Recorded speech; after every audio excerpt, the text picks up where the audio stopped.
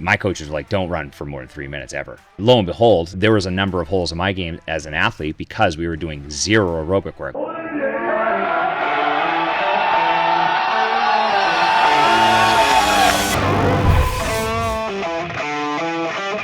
It's time to sit down, keep it real, and cut the bullshit. Welcome to Table Talk.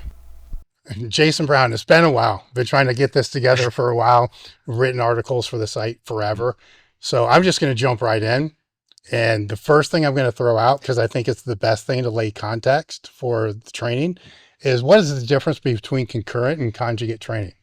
It's a great question. So concurrent can be done a number of ways. There's so many different ways to skin the cat, as we know, with training. It's like conjugate, right? It's like everything that everybody else defines as conjugate. So conjugate, Louis took conjugate and took multiple systems and kind of layered them together. And I think a lot of people don't really understand how great of a conditioning coach Louis was.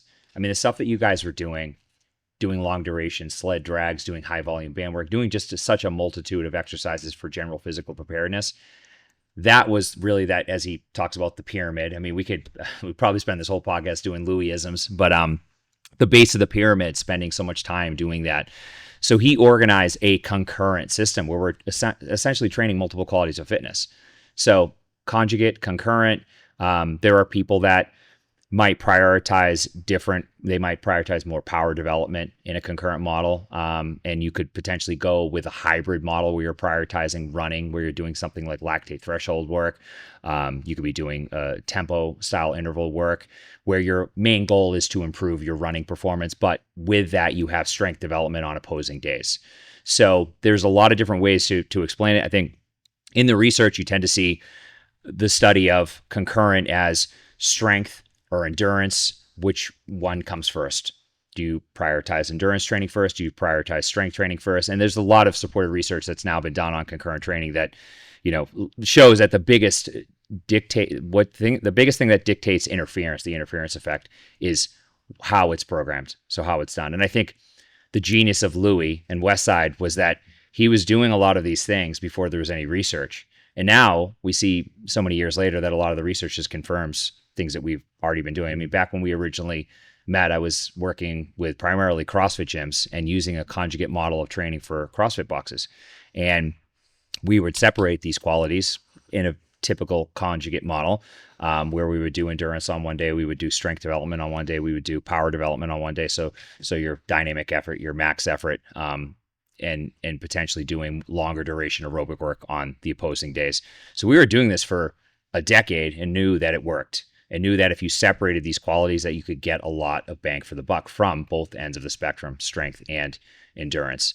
And that is really one way to summarize concurrent. It can consist of a delivery of multiple qualities of training across 7 days a week, or it could be more systematic like the conjugate system is, where you have specific strength methods like max effort, dynamic effort, and then of course qualities to build general physical preparedness. As far as I was aware, I want to see if you agree with this. Mm-hmm. And if you're looking at like the pure sports science, exercise science definition, you'd look at concurrent as being chasing the adaptation of multiple facets of fitness at once, mm-hmm. as opposed to concentrated training, which would be very heavily focusing on a single facet of training. Mm-hmm. And then conjugate would come in, to me, as far as the definition goes, as far as I'm aware, is like that refers to the fact that there is not necessarily a constant, but a high frequency of rotation of exercises. So you mm-hmm. could have a concurrent system that's not conjugate, and you could have a conjugate system that's not concurrent. Would you agree with that? Or is that how you look at it, or do you define it differently? So I think how it's evolved for me from more of a classic, even if you go from more of a linear style model where you're potentially doing other qualities of training, other qualities of fitness on opposing days, classic conjugate for me evolved into more of this more of a longevity based system, mm-hmm. where you would still use elements of Westside conjugate, dynamic effort, speed training. But the overall goal was to be able to move people forward in a more systematic way. And being mindful of what people are dealing with outside of the gym. So people are living in fight or flight. We know that there's a high level of autonomic dysregulation that exists today in our population. So I started to reverse engineer more off of what I was seeing in the population I was working with. And of course, if you wanted to make it for more specifically for an athlete or power lifter like Louis did, then you could certainly leverage different qualities with a higher rotation. I got away from a high rotation of exercises. We use the same exercises. We use the same, we don't do 3-week wave of dynamic effort training. We do a longer cycle of dynamic effort training with lower percentages. We don't do as much maximal effort work.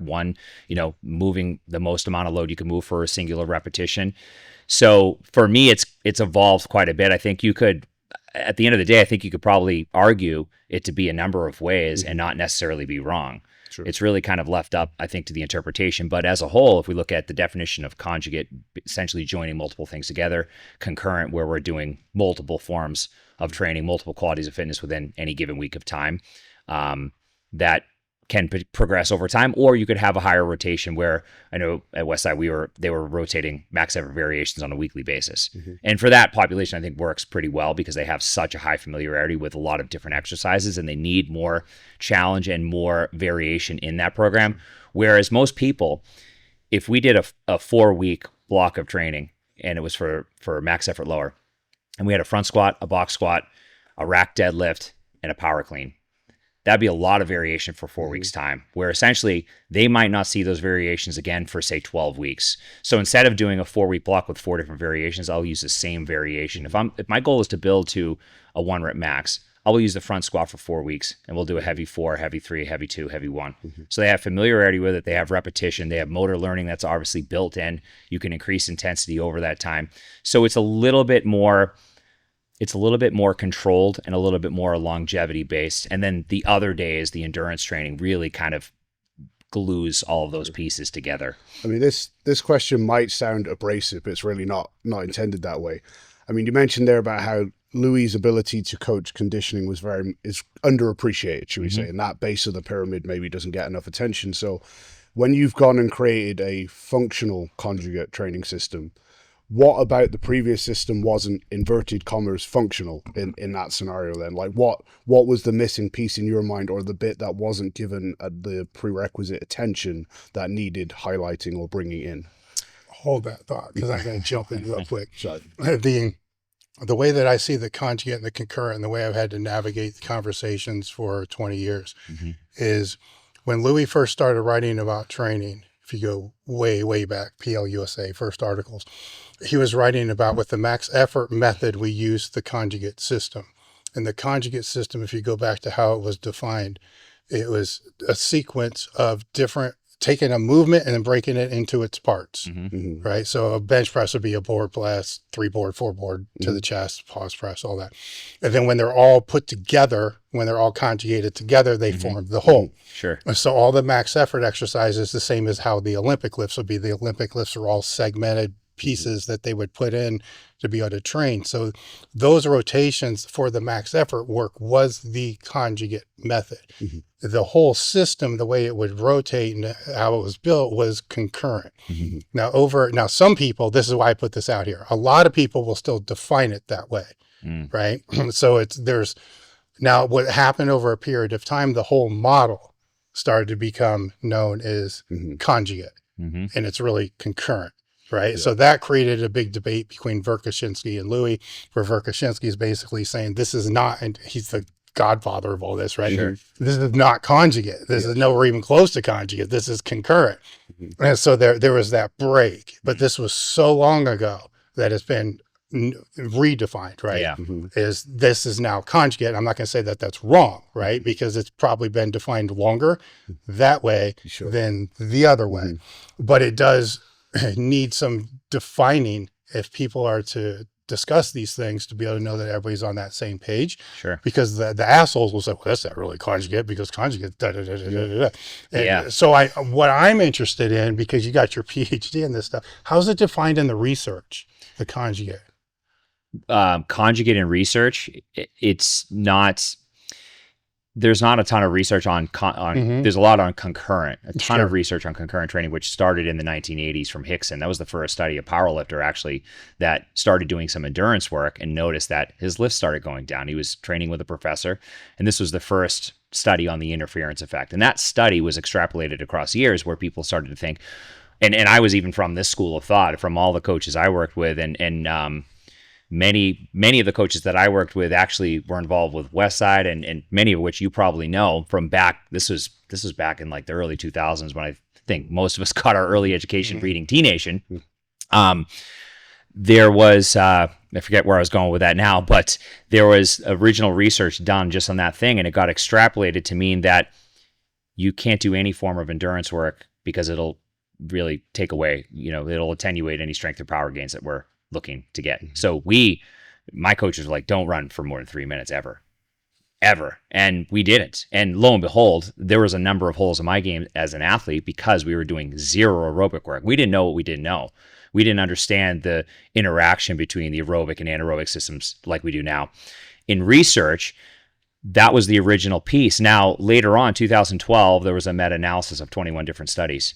And this piece of research was kind of what set the stage for, okay, we know there's interference. We know the interference effect does exist, but it doesn't exist in isolation. There are many different aspects to it in terms of ways that we can control interference. So we can reduce the amount of decline someone might see in strength and power just by controlling the variables within the training program. So, for instance, where do we put our strength training? Where do we put our power training? What types of conditioning do we drag a sled? Do we go for a jog? Do we use an air bike? So a lot of different ways, again, to skin the cat. And that is one of the things that's been discussed in research, is how do we control the level of interference? Now, fast forward to present day, we have more research on it that has said, okay, we can actually get better gains if we have some level of endurance work, because we're improving the GPP, what Louis was doing indirectly. I don't know if he was actually like, hey, guys, we're gonna build our aerobic system today. He wasn't saying that, and correct me if I'm wrong. I don't think he was saying, hey, we're going to improve the oxidative system through long duration sled drags. I'm sure he knew what was happening physiologically. It was a piece of it, but not the full reason. Right. So I think that he knew well enough to know that you can't do volume if you can't recover. So how do we recover? Well, we have to build the physiology that supports that. We have to build the underlying mechanisms, the aerobic system, our ability to recover in the session, outside of the session. We have to improve autonomic balance. So there's all these things that come in that have a downstream effect on the overall goal, whatever it is. If it's strength, if it's power, if it's hypertrophy, we can leverage all of those variables to put someone in a better position to essentially move forward with whatever their goal is. Yeah, So he was just seeing that the lifters that weren't in shape were getting hurt more and they weren't recovering. right. So the lifters that were in shape, so then how can you get them in shape with the lowest resistance to be able to do that? Well, one is you reduce rest periods. Mm-hmm. That's the first way. Then the other way is putting in this GPP in. That's not excessive. Nobody out there was dragging 8 plates. No. It was a plate. It was like 2 plates. It was Right. not a lot. But the people that couldn't breathe, walking through the gym probably needed to be out there doing more. How do you interpret the interference effect? Because I almost see it as like an umbrella term, right? Because when we say interference effect, it's not like this demon that hangs over you trying to steal your gains, right? You've got it may be increased central fatigue because now you're doing more work than you were before, right? Yep. You've got the potential shifting of muscle fiber ratios or profiles. You do a lot of long endurance aerobic work. Maybe you get more slow twitch fibers because the intermediate strain. Maybe conversion, you've got, for sure. Yeah, you've got the maybe depletion of glycogen and nutrients and things like that. So when you're building these concurrent systems and you're trying to minimize that interference effect, which really is a multifactorial thing, which of those aspects are you kind of looking to mitigate the most? Which ones do you feel have the most importance, or perhaps the easiest to work around? So I don't want to spend this whole time talking about research because interestingly enough, prior to starting my PhD, research, as you guys have probably seen, it has become more of a thing. And I think since COVID, people want to see your study. Oh, if you're claiming this, I need to see a study to back it up.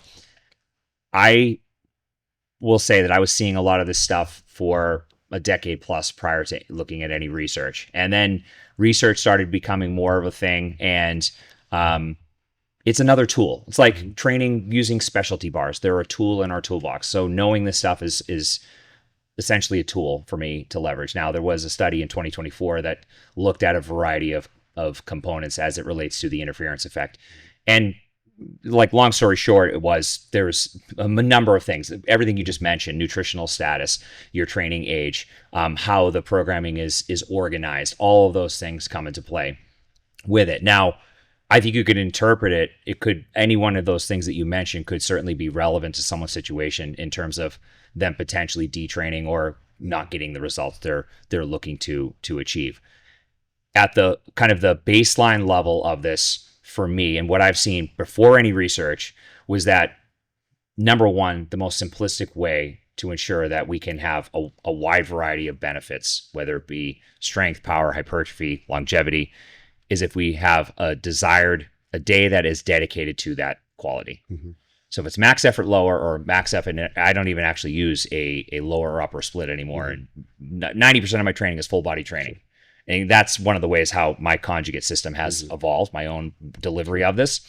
But if we focus on one quality instead of trying to do it all, because CrossFit has made the do it all very popular and it looks sexy. So if you're doing strength, 5x5 back squat, and then some glute ham raises, and then you do a Metcon or a WOD where we're doing 2159 of thrusters, burpees, and running, those are very dissimilar in nature. Mm-hmm. Now, fuel source, they're very different. They're very different in adaptations. Will people get results from that? They will. The question is for how long? Mm-hmm. And that's what I tend to see, is that the people that try to ride this horse with two asses, as Charles Poliquin used to say, eventually get to a point where they hit diminishing returns, where they're putting in the work, but they're not getting the results that they used to. So how do you quantify that, I guess, is really the question. So that's what I've seen in my world for, being a coach for 20 years. And the way I've seen to organize this best is that we just focus on one thing. We don't be the ADHD kid that needs, a dopamine hit of everything in every training session. We organize a session just very concisely, very cleanly, and minimum effective dose, which is probably another topic we can get into as far as volume is concerned. And then we focus on that every day. And then we bookend those, we have those sessions that essentially live in more of the high intensity realm, and then we have our lower intensity work that essentially kind of connects those dots across the week. Well, I think that's a great point, because the average trainee, I think it gets underestimated how difficult it is swapping between tasks and energy systems. What I mean is, like, going from a max effort to a squat and then going for a run, or doing like a WOD, like you said, like swapping between those glycolytic or creatine phosphate all the way down to that aerobic. Like, most people aren't that flexible, should we say, for want of a better word. And like, that makes that workload more taxing, because you have to do that shift. So whilst the whole CrossFit idea might look great, we live in some crazy times right now where there's not a day that I don't go on the internet and I see some BS crap about this research study or this research study. This isn't new. I've been in this industry for 4 decades. One thing that's helped me is 8 years ago, the Mass Research Review started and became a godsend. The Mass Research team are professional researchers that are also meatheads. So they've done this great job of being able to take all these topics and put them into this research review that I get every month. I'm excited to partner with them. I spoke with Eric Helms about this on the podcast. It's simple, it's easy.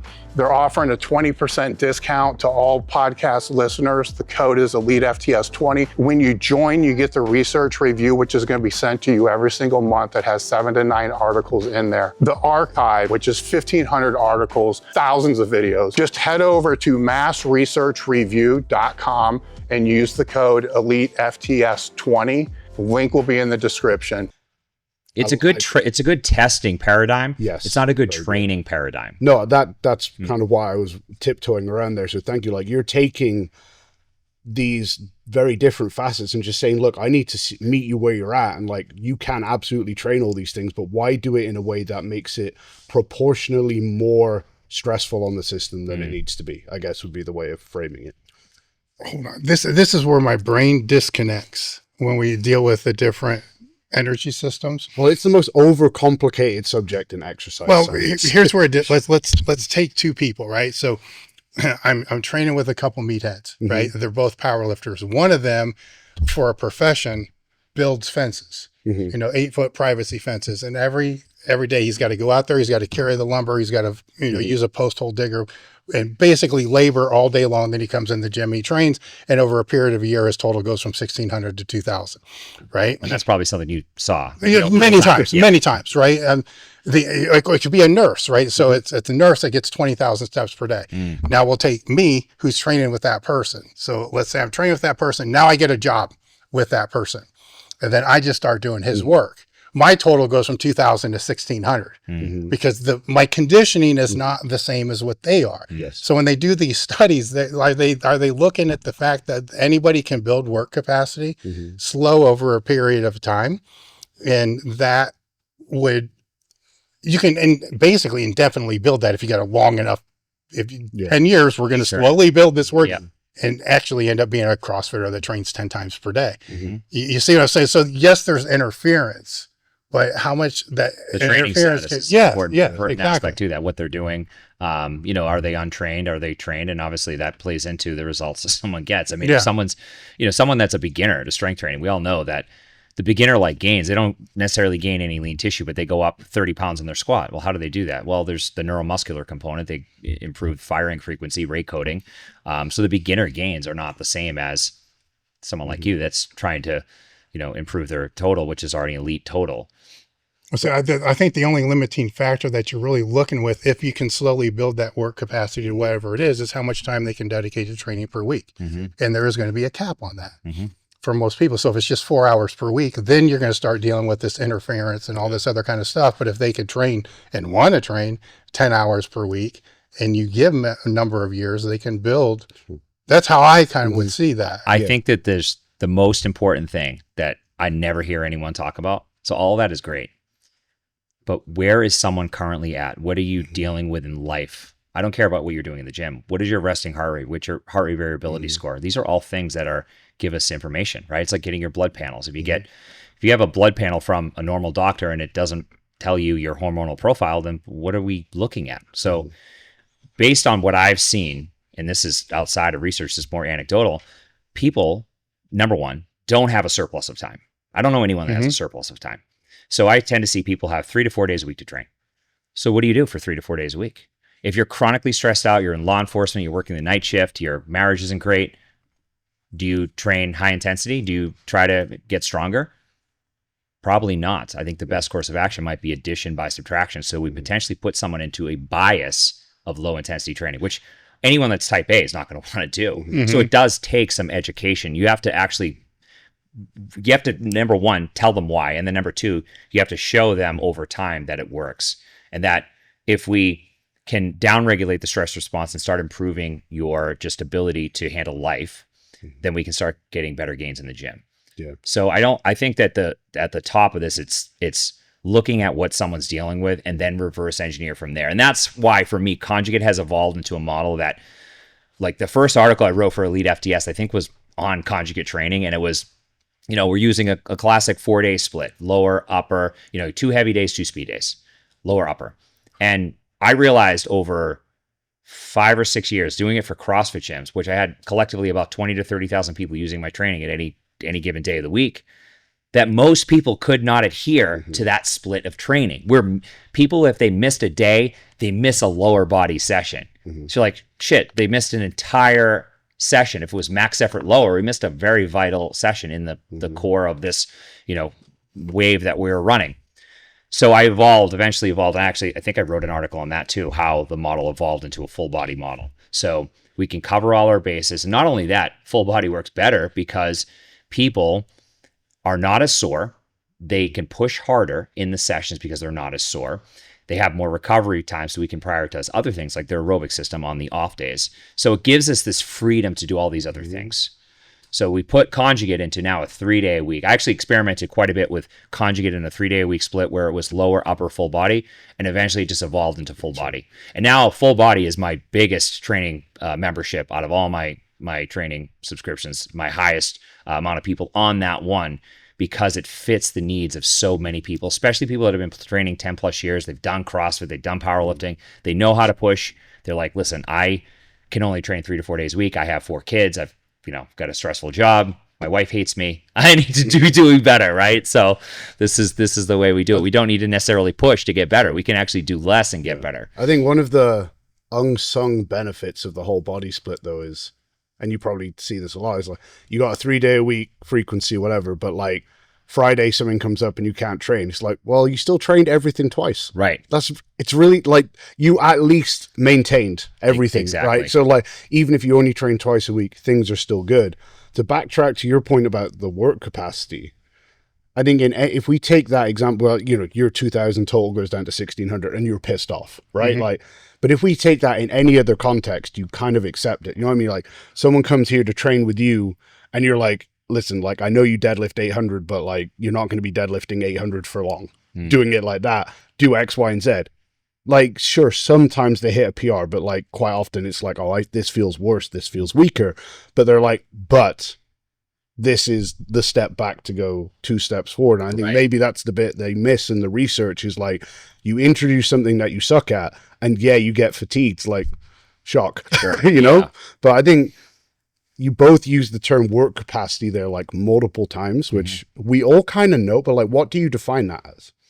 Yeah. I mean, that example would be, I would take the person that needs more work capacity and give them more work capacity. So more aerobic work. So okay, building is aerobic. Is it only aerobic work, I guess, is what I'm getting at here. Yeah. So it can be delivered a number of ways. We're just thinking about this as a whole. If the goal is to improve the aerobic system, the best way to do it is to do cyclical. So things that don't have high spikes in blood pressure.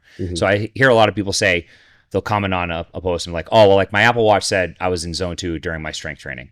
Strength training is not the same as aerobic training. We have a lot of intramuscular pressure. We have reduced venous return. We don't have sustained preload of the heart for longer durations of time. It exists differently. So to say that we can just use heart rate as the proxy for aerobic conditioning, we would be missing the boat almost entirely. So using cyclical modalities, I think the drag sled is still one of the best tools. The caveat with a sled is, can you drag it for a mile? Do you have somewhere to drag it for a mile? Most people do not. So again, that's another thing that we have to contend with just logistically. So using some type of cyclical component, skier, rower, air runner, a lot of people are into rucking these days. That can get you into the right range as far as your heart rate is concerned to develop the aerobic system. Doing things that you can sustain for longer durations. Could you do this for an hour and have a conversation? Those are the types of things. If dragging a sled is on that list, awesome. It's funny, I trained a woman who was from Ohio who was a marathoner, and we reduced her running volume significantly because she had an 800-meter long driveway, paved driveway, which I've never heard of that, but 800-meter flat paved driveway, and she had a drag sled. So guess what we did? We dragged the freaking sled, and lo and behold, she hit a PR on her marathon time by dragging the sled more. And this is something I stole from Louis. I didn't come up with this. Using that for a tool to reduce the wear and tear on her body, but have her improve the specificity of her running. Now, is it going to improve her running economy? It's going to make her certainly more strength endurance. However, it's going to have her in zone 2. If you're using a formula, you're probably going to be in the 130 range, dragging a light sled for a longer duration. So there's so many different ways to do it, but I think the key component is that knowing that the modality matters. So running in research has been shown to have more interference than biking. So again, those are all things that we know. Are you going to bike for an hour? Like, I don't know. Everyone's different, right? Some people love to bike for an hour. I don't love to bike for an hour, but I certainly don't want to run for an hour either. So these are all things you have to get kind of creative with. The way I do it is I have to make it look sexy. So I might throw some other things in there. I just want to trick people into doing it. I don't care how they do it. If it's not perfect, I want them to just do it. So if I plug in some other things, some body weight, some low blood pressure movements, maybe some kettlebell, rotational swing, something in there that makes it look sexy on paper, people are more apt to do it. And that's one of the things that CrossFit did really well. You sexify these workouts, the compliance will go up. If you just say do 60 minutes of cardio, no one does it. But I guess when we talk about work capacity, and I think we all have this implicit bias there that I say work capacity, our mind goes to aerobic work, right? But let's say I wouldn't define. I would okay, define it. yeah, so it's going to depend on the person that you put. I would define it as, what is the selected outcome? What is the specific outcome you're looking for from the training that you're doing? Sure. Right. So if it's a power lifter, it's that competition. If it's the dumb shit that I do, it's being able to do the dumb shit that I do. Right. And then what is the global conditioning I need to be able to do that? Sure. Right. Not only for that event, but to be able to train for whatever that event is, to be able to recover from that event. And again, this is very specific because if it's a football player, it's going to be that game. It's going to be the highest expression of whatever they're training for. And so you have to be in the proper condition to be able to do that, maybe even a little bit higher. Yeah. Right. Like 10, 15%, 20% higher than what that is. No need to be twice that because then you're just burning way too much. It's cost benefits just not there. Where this will, and that's easy to define. Here's the desire, what it takes to be there. And then if it's not there, you got to bring it up to be able to be there. Now, if there is no event, there is no specific outcome. I just want to be healthier. I just want to be stronger. I got to default to you guys for that, right? Because how my brain just go boom, done, like, because I don't know how to program for not having this specific outcome. And so everything that's involved with being able to train, recover, and to do that is work capacity. Sure. The work capacity is the conditioning that it takes to be able to do that. So let's say we take your marathon runner from Ohio, right? And, you know, I'm making some assumptions here. I don't want to discredit them in any way, but let's say we put them in a max effort workout and they do one semi-hard single where they have to strain and they're kind of blown out. And, you know, that happens, right? People are not used to straining. Well, the specificity, it's very different. Yeah. So, but is that also work capacity? Like they need to be, so like what I'm saying is, so work capacity now is not just the aerobic work because they've got that in bundles over here, right? So is work capacity like the sum total then of all the energy systems? Yes. Okay. So, but like it doesn't really get talked about in that. This is a great conversation. I think you could potentially go, if I look at just the underlying, like the underpinnings of the physiological aspect of capillary density and building, mitochondrial biogenesis, adding new mitochondria, more factories to produce energy, then there are specific ways that we can get there. And that all lends itself to the ability to produce more energy and facilitate recovery. I mean, that's kind of the end goal, whether it's in the session or it's outside of the session. If you want to get more granular, looking at things like resting heart rate and heart rate variability score. Heart rate variability score is a good gauge of someone's autonomic balance. So are they living in fight or flight? And if they are, then that's a problem because you're essentially dysregulated and you are on kind of the path to burnout. So when I reverse engineer, it's usually based off of those things. And when I take all this kind of this aggregate of all this information from what I've seen in my own training world, what I tend to see is that we need kind of a balance of high and low. We need some low intensity stuff. I'm dealing with people that are like you guys that are very type A. They're very motivated. They don't have the problem with pushing themselves. And I think you have two subsets on social media, coaches that talk about people that don't push themselves and their reps in reserve is really like 10 when it's supposed to be 1. I don't have that. I have people on the other end that push too hard too often. So to do aerobic work for them is they're like, this is too easy. It's not doing anything. So for me, work capacity is building those physiological adaptations and knowing that it will carry over. Now, will the marathoner do well in a heavy lower body session, max effort? It depends on what the movements are, right? Does she have familiarity with those movements? We could probably go a number of ways and argue it both ways, but I think just kind of the physiological support system and what we're looking to do with work capacity, that to me is how I look at it. I guess the point I'm getting to is like for that marathon runner who has all of that aerobic stuff ticked away, is their work capacity work might be like, well, here's 85%, you're going to do 5 singles. And then next week it might be 6, and then it might be 6. Because that's the capacity you suck at where you don't have any tolerance right now. You know, like, and I guess the point I'm getting to is we always jump to the presumption it's that lower end base building aerobic stuff, but that's not necessarily always the case. Like if you're someone who can only do their one top set, but is doing this aerobic work, maybe you need to increase your ability to strain more within a single workout. You know, we use the term work capacity, but there could be a lot of nuance, different applications in there, like the interference effect. Like Mm-hmm. it's a conglomerate term for all these other things, and what thing are we actually worried about? So I guess when you're looking at your program, are you also looking at work capacity for the lifting work? Like, is there anything like an EMOM, or are there timed rest periods here Yes. where you're actually actively working on, you might call it strength, endurance, whatever you want to call it. Yeah. Right? But how are you dealing with that side of it too? Yeah, so all of those are aspects to in my training world. I prescribe training number one based on their availability. So most people are like, what is your number one goal? That's how we reverse engineer. I don't do it on that anymore. I do it based on their availability. Yeah. And then we do based on stress levels, and then goals actually is further down the totem pole. But based on that, we can understand what is the right path for someone to go based on those three things. And if it's more like Dave mentioned, if you're working out with someone that is doing manual labor all day, and now you're trying to hang with them, you're not going to have the same level of work capacity. So you might need to bias a different quality that aligns better with where you're currently at. For me, in my world, where people are looking to go, they're looking to have kind of a balance. They're looking at kind of jack of all trades. They still want to be strong. They want to be capable. They want to be, look good with their shirt off. But longevity, I pulled my email list on this so many times too. And I have about 30,000 on my email list. And I was always surprised that it always came back as longevity is the number one goal for people on my email list. And then strength and performance was number two. And then number three was body composition. That always shocked me. Wow. Yeah. And it's funny, Joel Jameson had the same thing with his email list, much bigger than mine, where longevity was number one. And I keep seeing that come back.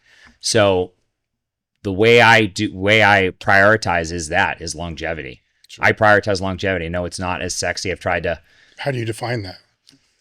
So I look at resting heart rate and HRV. That's the number one thing that just kind of dictates. If your stress levels are inordinately high, then we have to do some things to get you out of that. What's your default if HRV is not, if 40% of Americans are on beta blockers? So what do you go to with then? That's a great one. So if you're on a beta blocker, then the contraindication would be you can't use that heart rate as a proxy for aerobic work. So you would need to use more of a talk test because your heart rate will be significantly lower. But that is actually good one. It hasn't come up too much. But when you're using it for the programming and the recovery, the talk test really doesn't help. Well, if they're on a beta blocker, there's still going to be, you still have a cardiac output, you still have a level of exertion that's going to exist in an aerobic piece. Now, is it going to come up on a heart rate chest monitor? Not the same way that would if you weren't on a beta blocker. But it becomes subjective too. It does. Well, that's why it's more of, can you carry on a conversation? Is this something you could sustain for longer periods of time? Heart rate is not going to be an accurate proxy in that case. But I think the main thing that I'm looking to do inside of my world is to add years to people's lives. So there are just certain things selectively over the years that I've, it's like Bruce Lee, you accept what's useful, reject what's useless. Over the years, there are just certain things I've gotten rid of. We don't do as much one rep. I was a big advocate of doing one rep max. I used to argue, I have posts in this arguing that 1RMs are, just as safe and effective as doing multiple rep maxes. And my stance on that has changed, and through my own journey as well of being, beat up and having as many injuries not as many injuries as you, Dave, but having enough injuries to dictate a different course of action for my training. And I don't even know, I think I kind of got off topic there. No. Yeah. When we're looking at longevity there, what else comes into it other than resting heart rate? And like, does mobility come in, because like, it's all well and good living forever, but if you can't bend over or, do what, you know what I mean? So like, does that come into the thinking there at all? Like in terms of like the ranges of motion you're putting your athletes through, like they're going low in some kind of squat variation. They're putting maybe something over their head, because it's going to be that use it or lose it, for want of a better way of putting it. Yeah. I mean, we train full range of motion with all the foundational movement patterns. I think the biggest piece is, what are we biasing? Are we biasing strength or power? And I have training plans that do bias more strength and power, because there's a lot of people that still want to do that. I was one of those people for many years, and eventually, as I got older, it tended to shift more towards longevity. I find that people that are still in like their mid 30s are still wanting to bias a quality of fitness, whether it be strength or power, hypertrophy. I don't see many people that want to bias endurance. but mid 30s, usually they're still in that realm. And getting them to shift to full body is tough because you psychologically don't feel the same. You don't get the same pump. You don't feel like you've done as much work. You're definitely not as sore. And soreness, unfortunately, is still a marker of a good training session. I know we all know that it's a terrible way to gauge the effectiveness of a training program, but people are still using that as a marker of whether or not they're doing the right things. So I find that there is a psychological component to this as well, but training with a full range of motion, prioritizing your squat, your hinge, your lunge, your push, your pull, loaded carry, and then of course coupling in some of the more work capacity style stuff, sled drags, band work, all that stuff kind of fits into that realm of functional conjugate, if you will. Do you see a correlation? And this will be interesting here because you use resting heart rate and heart rate variability, right? Has become the pillars there. Do you see a correlation with that and mobility? I want to talk about sodium for a second. The research shows that optimum sodium levels are about 2 to 3 times higher than the recommended levels. That's where Element comes in. For the past 2 years, I have used Element packs in a multitude of different ways. Each stick has 1,000 milligrams of sodium, 200 milligrams of potassium, and 60 milligrams of magnesium. There's no sugars, there's no fillers, it's just what your body needs. And it's used by the U.S. Olympic weightlifting team, Navy SEALs, professional sports teams. You'll hear how many people swear by how much Element has made a difference in their ability to not crash, to fight fatigue and cramps, to maintain optimal fluid balance, improve mental focus, help regulate stress and support deeper sleep. They also just dropped the 12-ounce sparkling can, which is great. It's got 500 milligrams of sodium. Head over to drinkelement.com/table talk and you'll receive a free 8-count sample pack with every order. I've never heard anybody have a bad experience, but if you do, they'll make it right immediately, no questions asked. I want to talk about sodium for a second. The research shows that optimum sodium levels are about 2 to 3 times higher than the recommended levels. That's where Element comes in. For the past 2 years, I have used Element packs in a multitude of different ways. Each stick has 1,000 milligrams of sodium, 200 milligrams of potassium, and 60 milligrams of magnesium. There's no sugars, there's no fillers, it's just what your body needs.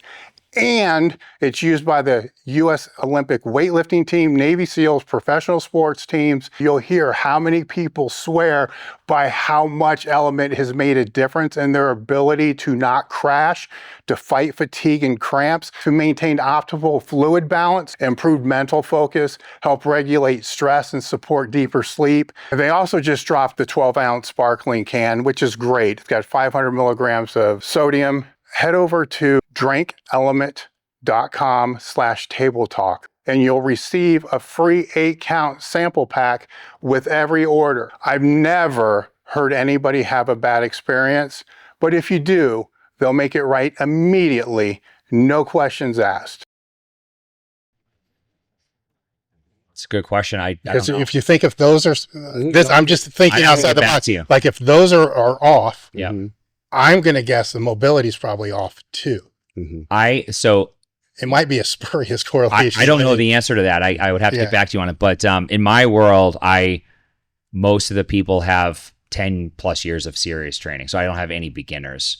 So I don't see as many mobility restrictions as someone that's working with people that are newer to training and just learning how to move their bodies. And maybe they're coming from sedentary to now doing strength training. I don't tend to see that as much in my world because people have such a vast knowledge of experience. Well, what I see just being an older meathead with all my friends that are also older meatheads is we can't see inside, right? So we don't know how fucked up their heart and all that kind of shit is. But across the board, what's screwed up amongst all of them that have been training hard for 30 years is joint function, mobility. So when I hear longevity, that for me, that actually goes first. Right. So if somebody wants to worry about longevity and they're coming from my world, it's like, okay, you need to make sure that you can sit on the toilet when you're fucking 60. Right. Because you're going to lose it at 45. So that's kind of where I would put that in there because you can also see that. And that's another benefit of full body training. So we're hitting all those foundational movement patterns more frequently.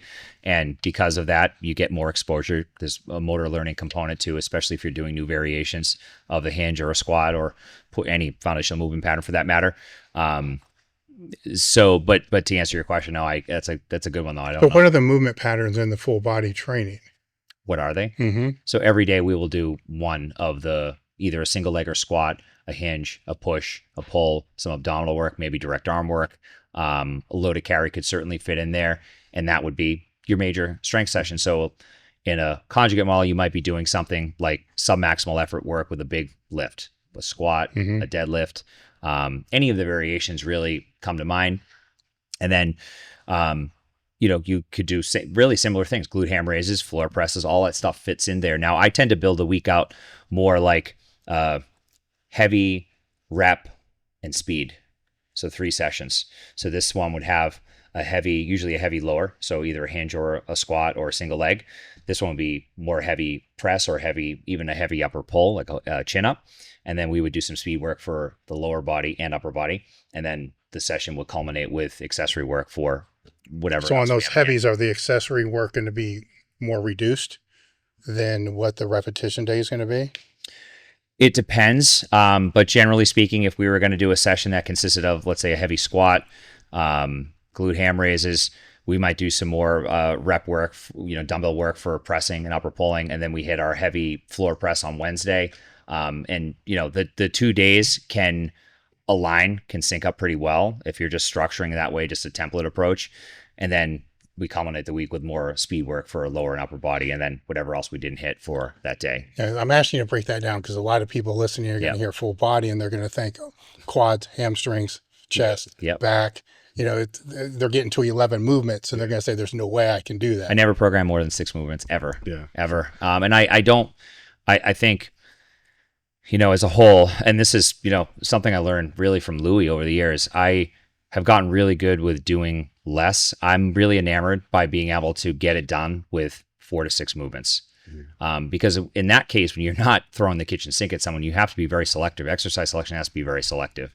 And then there has to be a balance. If you're doing this multiple sessions throughout the week, you have to have some alignment across those 3 sessions. So if we're going to build out a Monday session, and this is our heavy, let's just say we're going to prioritize a squat pattern as our heavy lift. And maybe it's a front squat, and over the course of 4 weeks, we're going to progress to a heavy single. So week 1 would be a heavy 4, week 2 would be a heavy 3, 2, and then the block of training would culminate essentially with a heavy 1 or a 1 rep max. So that would be our main session. And then our squat pattern, we would do some hinge work. So glute ham raises, nice fit in there. Or some type of Romanian deadlift, could be a sub if someone doesn't have access to a glute ham raise. And then we would potentially do some dumbbell work for the upper body. So upper press, upper pull. And then we could culminate with some abdominal work and direct arm, whatever, depending on what we've came before it, could be some high volume triceps push downs. So that would be our number 1 session. Number 2, the main lift would potentially be an upper body lift. So let's just say a floor press, and we follow that same sequence across 4 weeks. We go heavy 4, heavy 3, heavy 2, heavy 1. Our secondary lift for that day, we did a heavy press. We could do some type of upper pull, some heavy rows or heavy chin ups, and then we could take that same structure that we used on Monday, but now we flip it to now lower body patterns on Wednesday. So now we have a single leg, and a single leg could be paired with some upper back work, some face pulls. And then we culminate the same way with some abdominal work and potentially some more direct arm work, which would oppose what we did on Monday. This is all making sense. I've thrown a lot of information out. My brain works kind of weird with program design. And then Friday, so this would be Monday, Wednesday, Friday, or Tuesday, Thursday, Saturday. So Friday, we have our speed lifts. We did a heavy squat on Monday. So now I'm going to do a speed pull and a plyo push-up or speed bench. Those are my 2 main lifts for the day.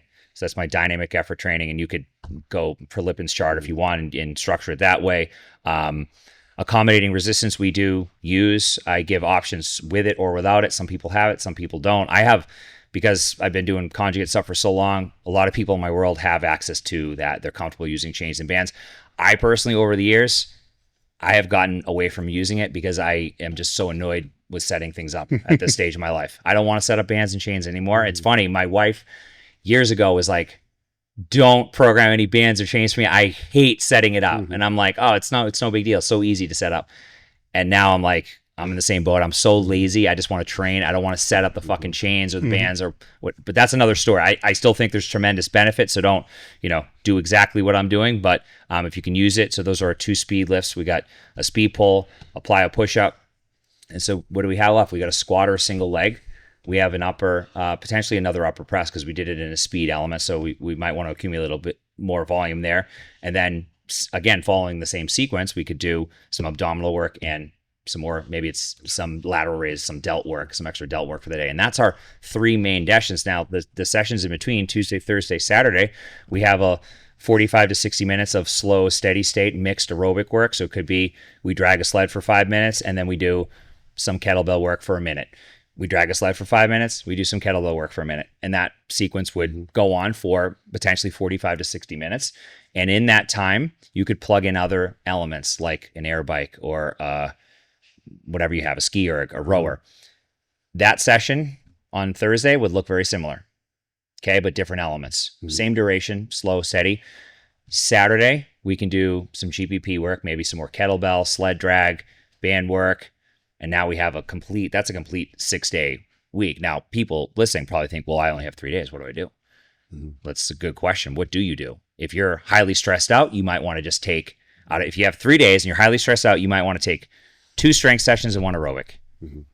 If you're highly, highly stressed out, you might want to take 2 aerobic, 1 strength. And then you bias different things for different lengths of time. So I like seasons. So winter months, I like to prioritize more strength development. I bias more strength. Going into the spring, prioritize more hypertrophy. Summer, a little bit more metabolic conditioning, more work capacity. Fall, GPP. And then I use that whole structure throughout the year. So seasonal approach, because we know most people during the winter months want to do what? They want to eat more calories, get fat. Thanksgiving, Christmas, all the holidays where we're going to have a surplus of calories. There's no way around it. We can leverage that stuff. Sure. So how do you work around the time consumption with the whole body training? Because that's the pushback sometimes, right? Like, yes, it means I don't have to train as often, but now I'm potentially warming up for 4 different compound movements. So I just don't warm up for 4. I only do 1 compound. Okay, sure. You've got single leg stuff in there, which how much warm up work? Well, how good are you at single leg work, right? These are 60 to 70 minute sessions tops with a warm up and a cool down. So it's whole body in nature, but people are going to look at that and go like squat, press, pull, hinge. Like I can't perform 4 you know what I mean? Like, so there's going to be 1 main lift still that's going to be like, this is where probably more of your time is going to be. And then the other 3 are going to be ticking the box of the movement pattern, but something that you can pretty much just jump straight into, right? Okay. Yeah. And there's so many different ways. So I saw that you were doing circuits. I have a training plan that just uses full body circuits, 20 minutes, 4 exercises. So a squat, a hinge, push or pull. And you can structure that. There's so many ways to do this. This is what I love programming. I could use pairings. Okay, we could do anterior, posterior, so lower, upper. I could do giant sets, 3 exercises. I could do 4 exercises. I could bias a different quality. I could do singular exercise. I really want to focus on power development. I do a main lift and then I do pairing, so supersets. So main lift, pairing, and then maybe we culminate with some type of finisher, if you will.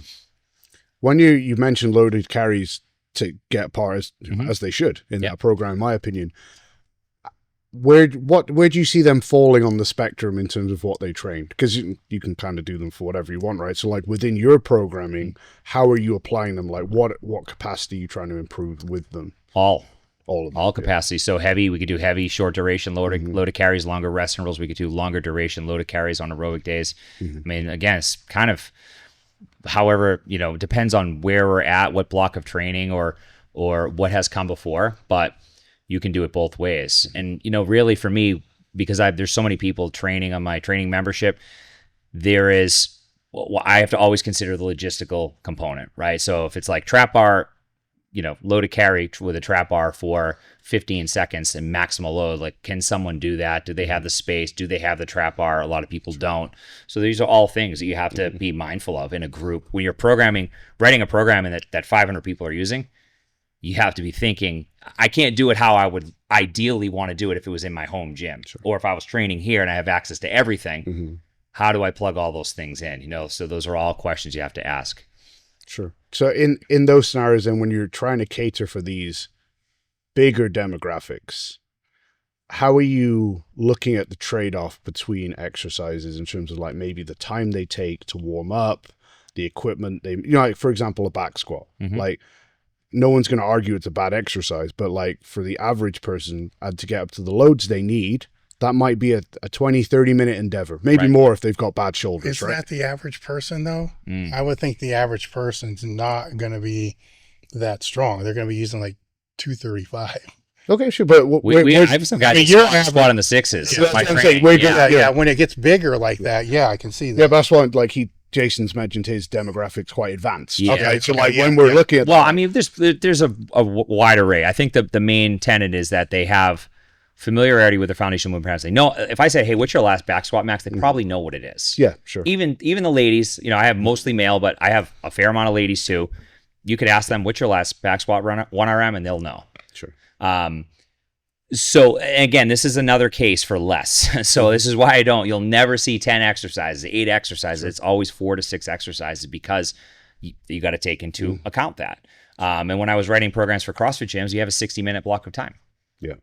So that's where you have to leverage all these other strategies. So full body circuits are great. Full body circuits I used exclusively for 18 months and I got stronger. And research would say, no, and there was a period of time where everyone was saying you need to rest for 3 minutes between every set. And it's like, there are some things that don't play out the way that we see that they play out. And full body circuits, I think, is one of those outliers. I mean, with the research on the rest periods, and I'm sure you'll both have an opinion on this, the thing that I always end up questioning is like, well, how well conditioned are the people doing it? Well, that would be my point. Yeah, sure. Like if someone needs let's say I don't know who the demographic is, right? But the study says you need 3 minutes to optimally perform between sets. But now the study says 90 seconds. Sure, but like, so if someone needs 3 minutes for max recovery during cable curls, my point isn't, okay, let's rest 3 minutes. It's like, dude, you need to get on Jason's program and do some conditioning work. Like that's a problem. And I think especially when you're maybe dealing with your demographic, the quality of being able to reduce your rest period so you can get more done in limited time, I think maybe doesn't get enough attention. Rather than just being stuck on the dogma of like, I'd have to rest 3 minutes. It's like, well, what if you didn't? Well, I'm just coming up with boring as fuck too. Yeah, I'm coming up with a really stupid example in my head. It just popped in my brain. Let's say you have super heavyweight squatter. They're not in really good shape. They do a set of 5 and their heart rate's through the roof. Sure. And it takes 7 minutes for the heart rate to come down. But out of the first 5 minutes, the heart rate is still elevated to where it would be the same as if he was doing upright rows or whatever it's going to be. Now we'll take the other guy, same size, who is in better condition, where now he still takes that 7 minutes and his heart rate still stays high, but his heart rate still is high because he's doing all these other exercises. Yeah, sure. So outside of the actual load that's on the muscles, what's the difference between the two if you're using heart rate is the actual metric between that? Yeah. Right? Yeah. Because one of them's elevated because of the extra work. The other one's elevated because they're just out of fucking shape. This is where I go with stupid shit like this. No, I agree. The question I have, and the older I get, I start asking these questions that I never thought I'd be asking about training. I want to know at this stage of my life, what is the lowest effective dose? Like I don't want to kill myself anymore for training. What's the lowest effective dose? And is there a difference between doing 1 exercise at a time, 2 at a time, 3 at a time, 4 at a time, even 5 at a time? It's lower than everybody thinks. Well, that's the thing. And you know, even with research is like 10 years behind all the stuff. And I didn't want to come on here today and be like a research geek, but you know, I think it's a tool. Like I said, it's a tool to have, and I think it's important to know these things. But I also think it's to know what happens under the bar in the trenches. Well, my question with that would be, because just with myself, like my effective dose to maintain strength is way low than what most people would think. But from the biology standpoint, the adaptations that are taking place within the body, right? If I'm only doing 3 work sets a week, you know, to be able to do that, that's the outside expression of what that is. What's the adaptation that's going on if it was higher? You see what I'm saying? So when you were talking about the adaptations earlier, you're talking about, you know, everything that's happening inside. That effective dose as somebody gets older really becomes a bigger part of the question, but we can't see it Mhm. because we might be able to lower that effective dose super, super low. We don't know. It's like the subconscious mind. We know it's there, but we can't see it. Right? But we can Yeah. feel the weights are good. I still Yeah. feel strong. I still feel all this, but what's happening inside? Mhm. You know, is there a regression going on there that we don't see that isn't going to show for 6 months or a year? Yeah. Maybe, but have you improved other ways? Is your stress better? Are you more present with your family? These are other things that I think about too. Oh, now, sure. as being older and having 3 kids. All of these things, none of this stuff is separate. So like this doesn't operate in its own silo where training is just training. And I spent so many years, used to gobble up all the stuff. It was like I learned more in the gym than I learned anywhere else in life. And that's, I think, a metaphor for a lot of things. There's a lot of things that we can do in here that improve our life outside of the gym, whether it be how long we live, what we look like, so on and so forth.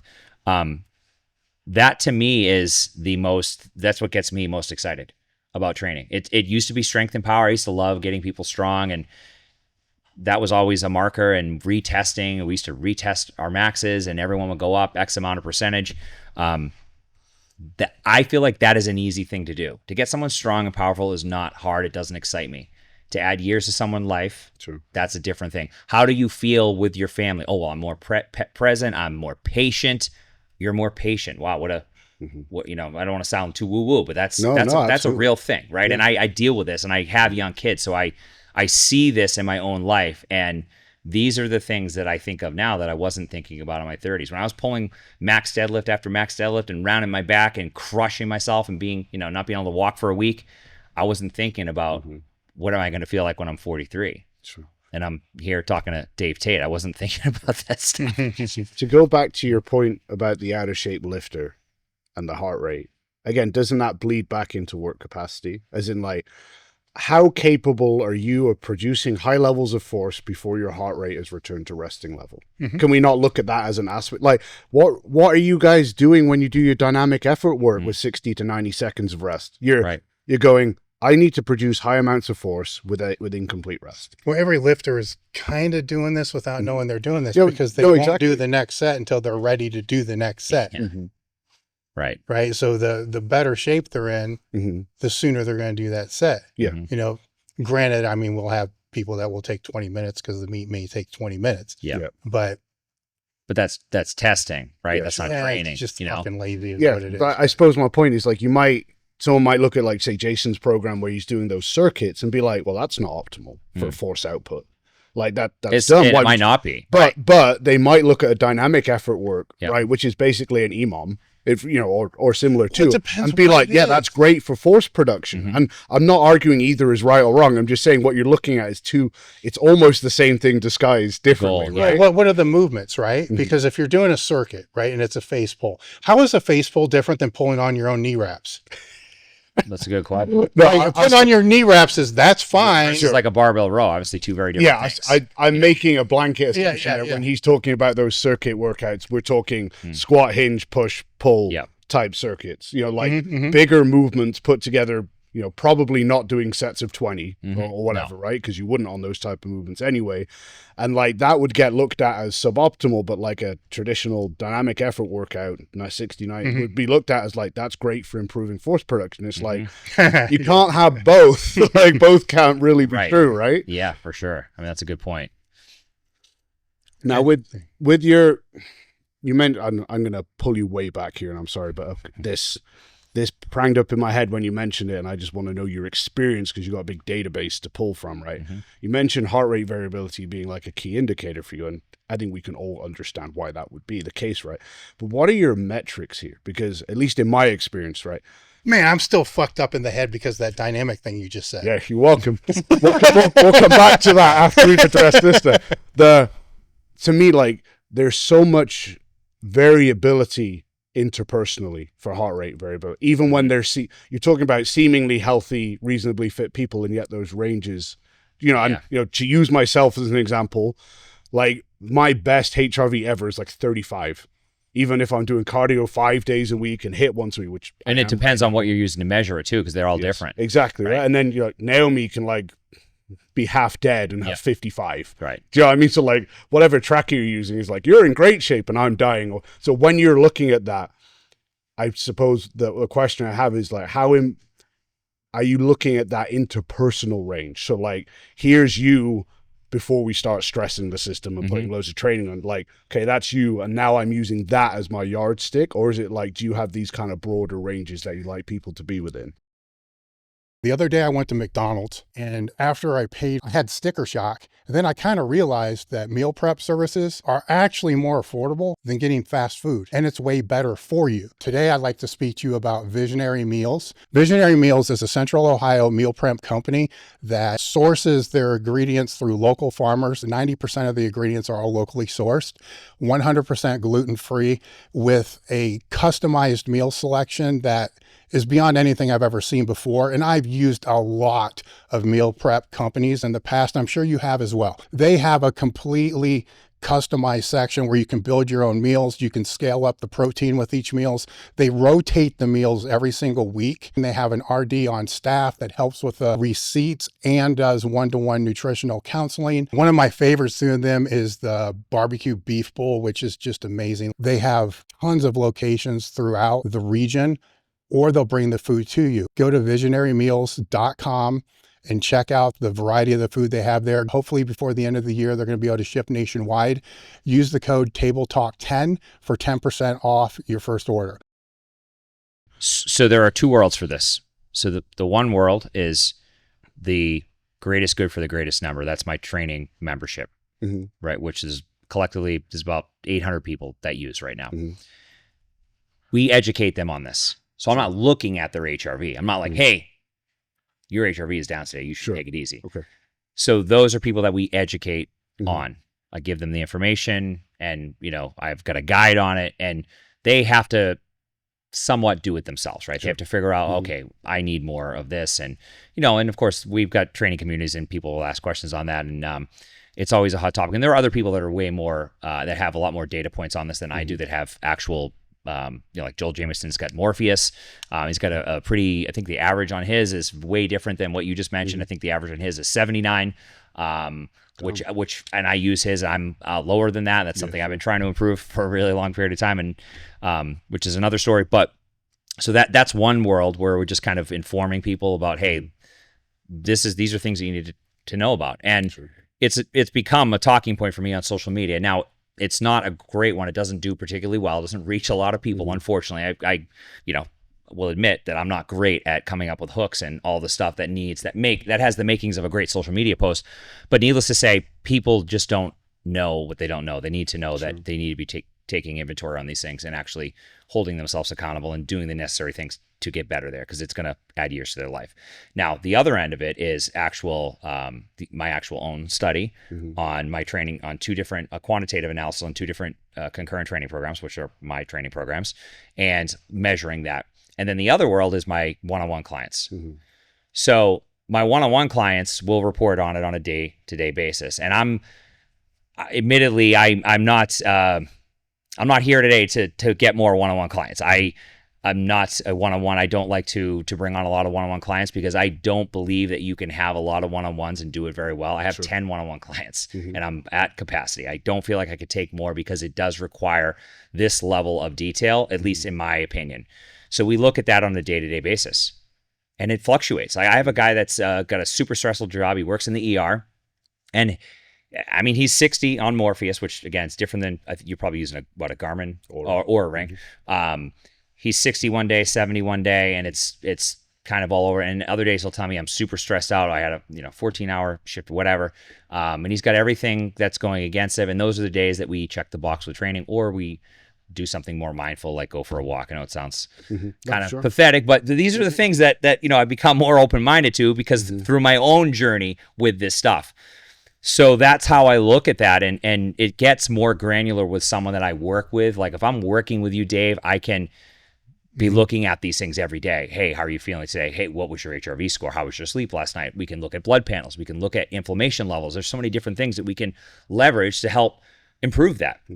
which blood is a whole other thing. So we get into that. Now we have more data points to collect and potentially reverse engineer. And all that for me drives the decision-making process. So I don't have to decide whether or not you need more strength or power. I just let the data tell me what you need. And I let you tell me too, because we have a conversation. As soon as we start talking, I'm going to know whether you're stressed out, how's your life, how's your relationships. It's going to become pretty clear quickly when we have that conversation.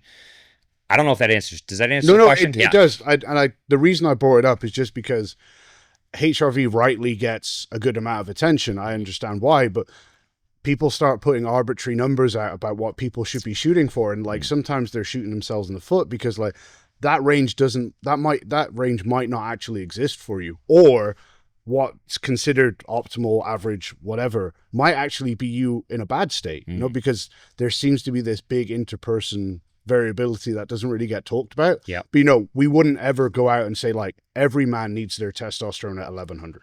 Right. Like you would never make that No, statement. That's right? a great point. Yes. But they'll say like your HRV needs to be X or between X and Y. And it's like, yeah, it's not quite that though, is it? You know, so that's why I wanted to bring it up, because then people are like, what am I doing wrong? Well, you can look at their background too. What is their training history? Endurance athletes will tend to have a higher HRV and lower resting heart rate. Usually the two are synonymous. You can look at their resting heart rate too and look at some averages. There's more data for resting heart rate than there is HRV, at least to my knowledge right now sitting here. So you can look at all that stuff and look at where they should be just based on an average level. Dave, you said like 180 earlier. I think that was because you were in an abnormal rhythm. But yes, you don't want to be, if your resting heart rate is lower, if we can slowly drive that down. And a lot of times people can drive their resting heart rate down just by improving their environment, just more environmental. They might not even need to change anything training. They might just need to maybe leave a bad relationship or leave a bad job. How many people work bad jobs, right? Sure. They're working a bad job. They hate every day. They're in fight or flight leading up to it. When are most people have heart attacks? Monday morning. You know, I mean, I don't want to laugh about it because it's really a really sad state. People get so stressed out, you know, Sunday nights, like the day of doom, like you're going into your job you hate on Monday morning. And lo and behold, that's the day that we have more cardiac events. So I think this is all stuff that as practitioners, we should be mindful of. I mean, this is going to help the long term of someone's results, whether that be just them feeling better and being able to have a higher quality of life. I mean, I have no idea how you designed this study. You probably have a way better idea than I would, but it would be really interesting to see HRV plotted against like lean body mass per square inch of height or whatever, like, and somehow control for people being out of shape. If you get ones like, I'm wondering if just the fact that you are more muscular than the average person, is your heart rate variability always going to be lower? You know, because then that changes the ballpark for you. Inflammation plays into it. You know, sure, you know, all of your inflammatory markers could play into that too. There's so many things, and I will, you know, be the first to admit I am not an expert. Like, there's so much with studies. We could sit here.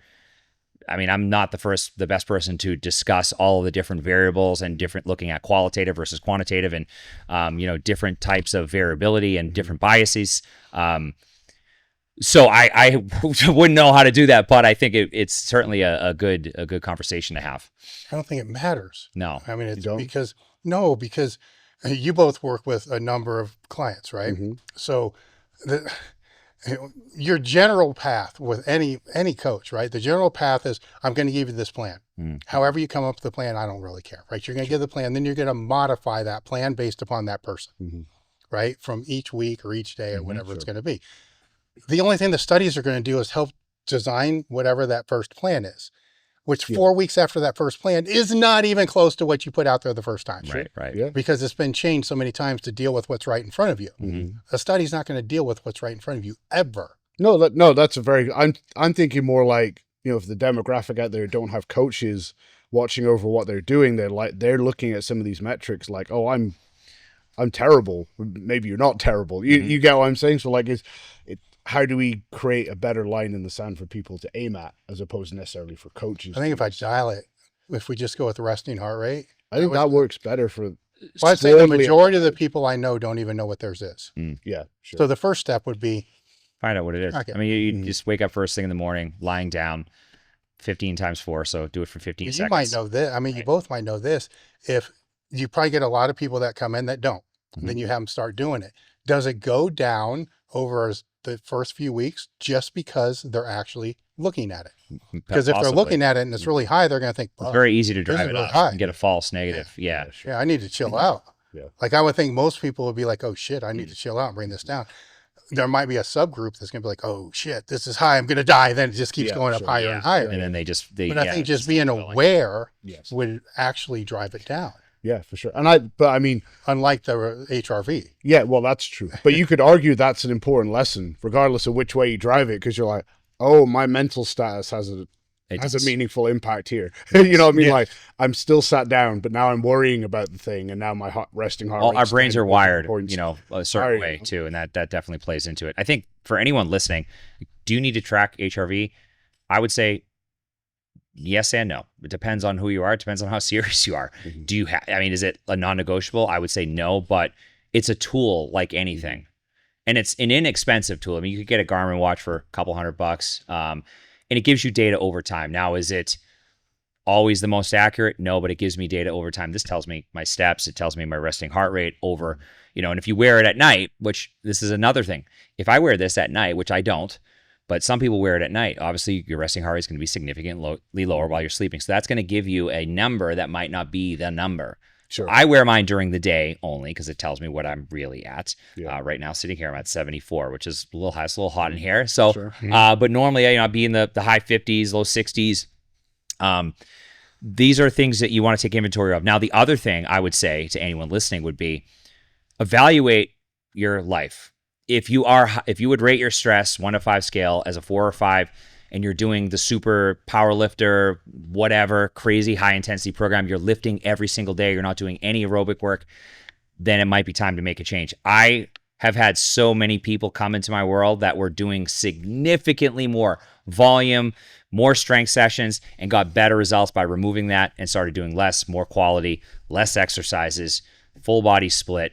And even I've seen people make great progress on training 2 full body sessions per week and 2 aerobic sessions per week. That's generally what I recommend for most people. 2 strength, 2 aerobic. Sure.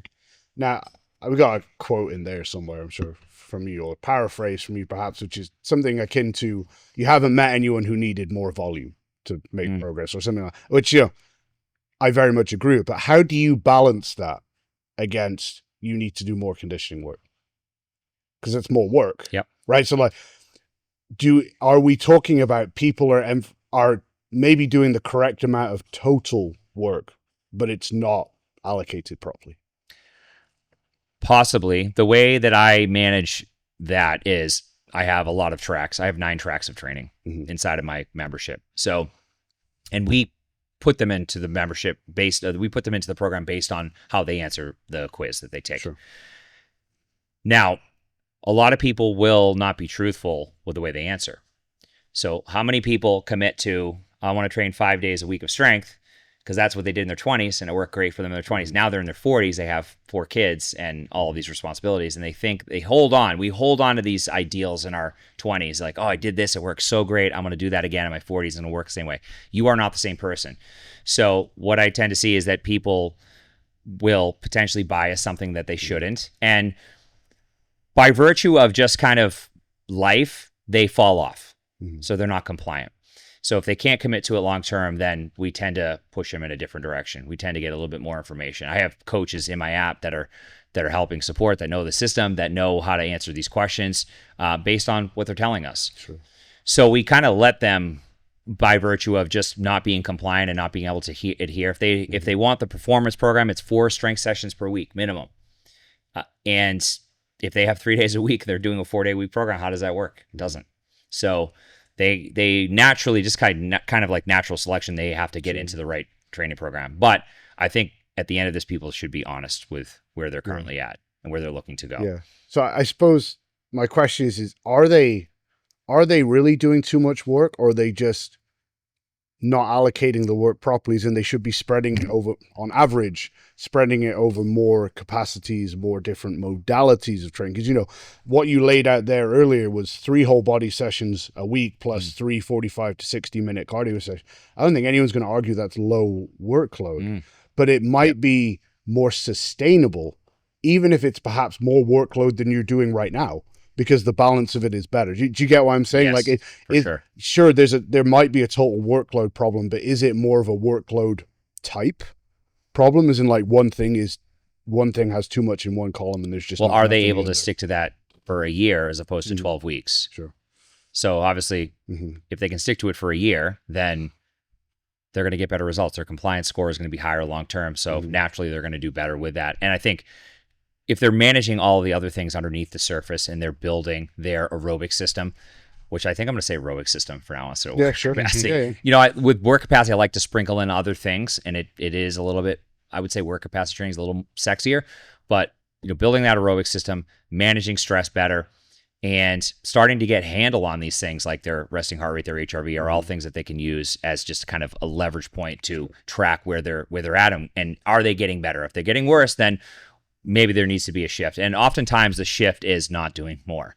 Yeah, sure. But I think a lot of people might like look at some of those programs or hear what you're alluding to there and be like, well, I don't want to lift less. But actually, when you look at those individuals who are integrating these energy systems works and whatever, they're probably doing workouts. Sure, maybe they're only 3 days a week, but they're doing workouts that you probably can't do because you can't handle that. So like maybe you actually don't end up working out less or lifting less. Right. Maybe you end up lifting more in the long term because you're doing this other stuff right. Do you find that? Like, do you find that these lifters can come in and over time actually tolerate more total workload or more total volume, perhaps even in just the gym, because of all this other stuff's being integrated? Yes, yeah, because you're supporting all the physiological adaptations with just building their aerobic system has just a cascade of downstream effects that has a positive effect on where they're, you know, obviously looking to go. If they're looking to improve one metric, they can see that with those things. But I think, you know, at the end of the day, just kind of boiling this all down, it would be just being honest with where you're at, what are your stress levels like, and then reverse engineer based on that, as opposed to just getting into the hardest program, because the training world is, wow, what a fucking nightmare the training world is for online training. I mean, you're talking, there are programs that have 20 exercises, and I've done reviews on YouTube on this with 15 exercises and then 7 miles of running. That's a real program. That's a workout. And that's like thousands upon thousands, maybe 20,000 people are using that.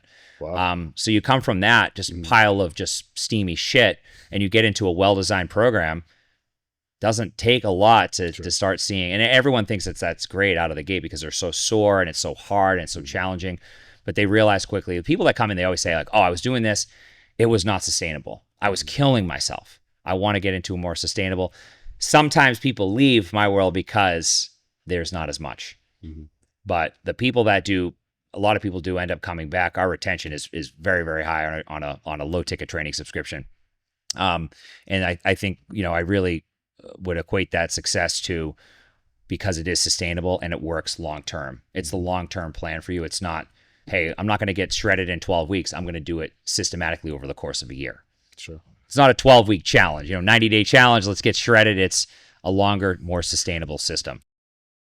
I just want to take a moment to let you know about our crew. What our crew is, it allows the show to stay independent, and it's the reason why the podcast is still here now. The podcast is free to listen to, but it's not free to produce. It keeps going because of the sales through elitefts, our show sponsors, but more importantly, our crew members. The reason I love this is for many reasons, is it keeps the show independent. So I can pick who I want to speak to. I can pick what topics I want to speak to, and I don't have to be accountable to anybody. I just go off what the crew members want and what the audience wants, and I don't have to deal with all the other bullcrap that's associated with the podcast world. In return, what you get with the crew is ad-free episodes that are released a day ahead of time. You get access to our Discord community, which has AMAs, like 60 ebooks. We try to put a new ebook out every single month. Access to our coaching community with form checks, training Q&As. It also gives you invitations to our training retreats that are out here in the gym once or twice a year. 76% of all the people that joined in 2022 are still members now. Right now, you can either go month to month or get 2 months free with an annual plan. Just look for the link in the description, look at the QR code, or search elitefts.com, crew and join today. It means a lot. Yeah, of course. And do you think in those scenarios, like, the battle mentally is just getting people to shift their mentality from like quantity to quality? Mm-hmm. Like how good it, like, you can't tell me that 7-mile run is good after the 20 exercises. Some people will argue that, and they'll argue that the person that made it is an elite level athlete and looks, Yeah, sure. like off a magazine cover. Yeah, and that's sure. what they equate, whether they should trust that person or not. Yeah, sure. But I don't know where we were going with that. No, just a bit of a tangent. Yeah. I did want to ask you, like, you're someone who is doing like a multi-platform approach, or at least has over their career. Like, you have these training subscription programs, you've done the one-on-one, Mm-hmm. you've done like one-on-one, like remotely for, however you want to word that, whatever, right? You've run the gym.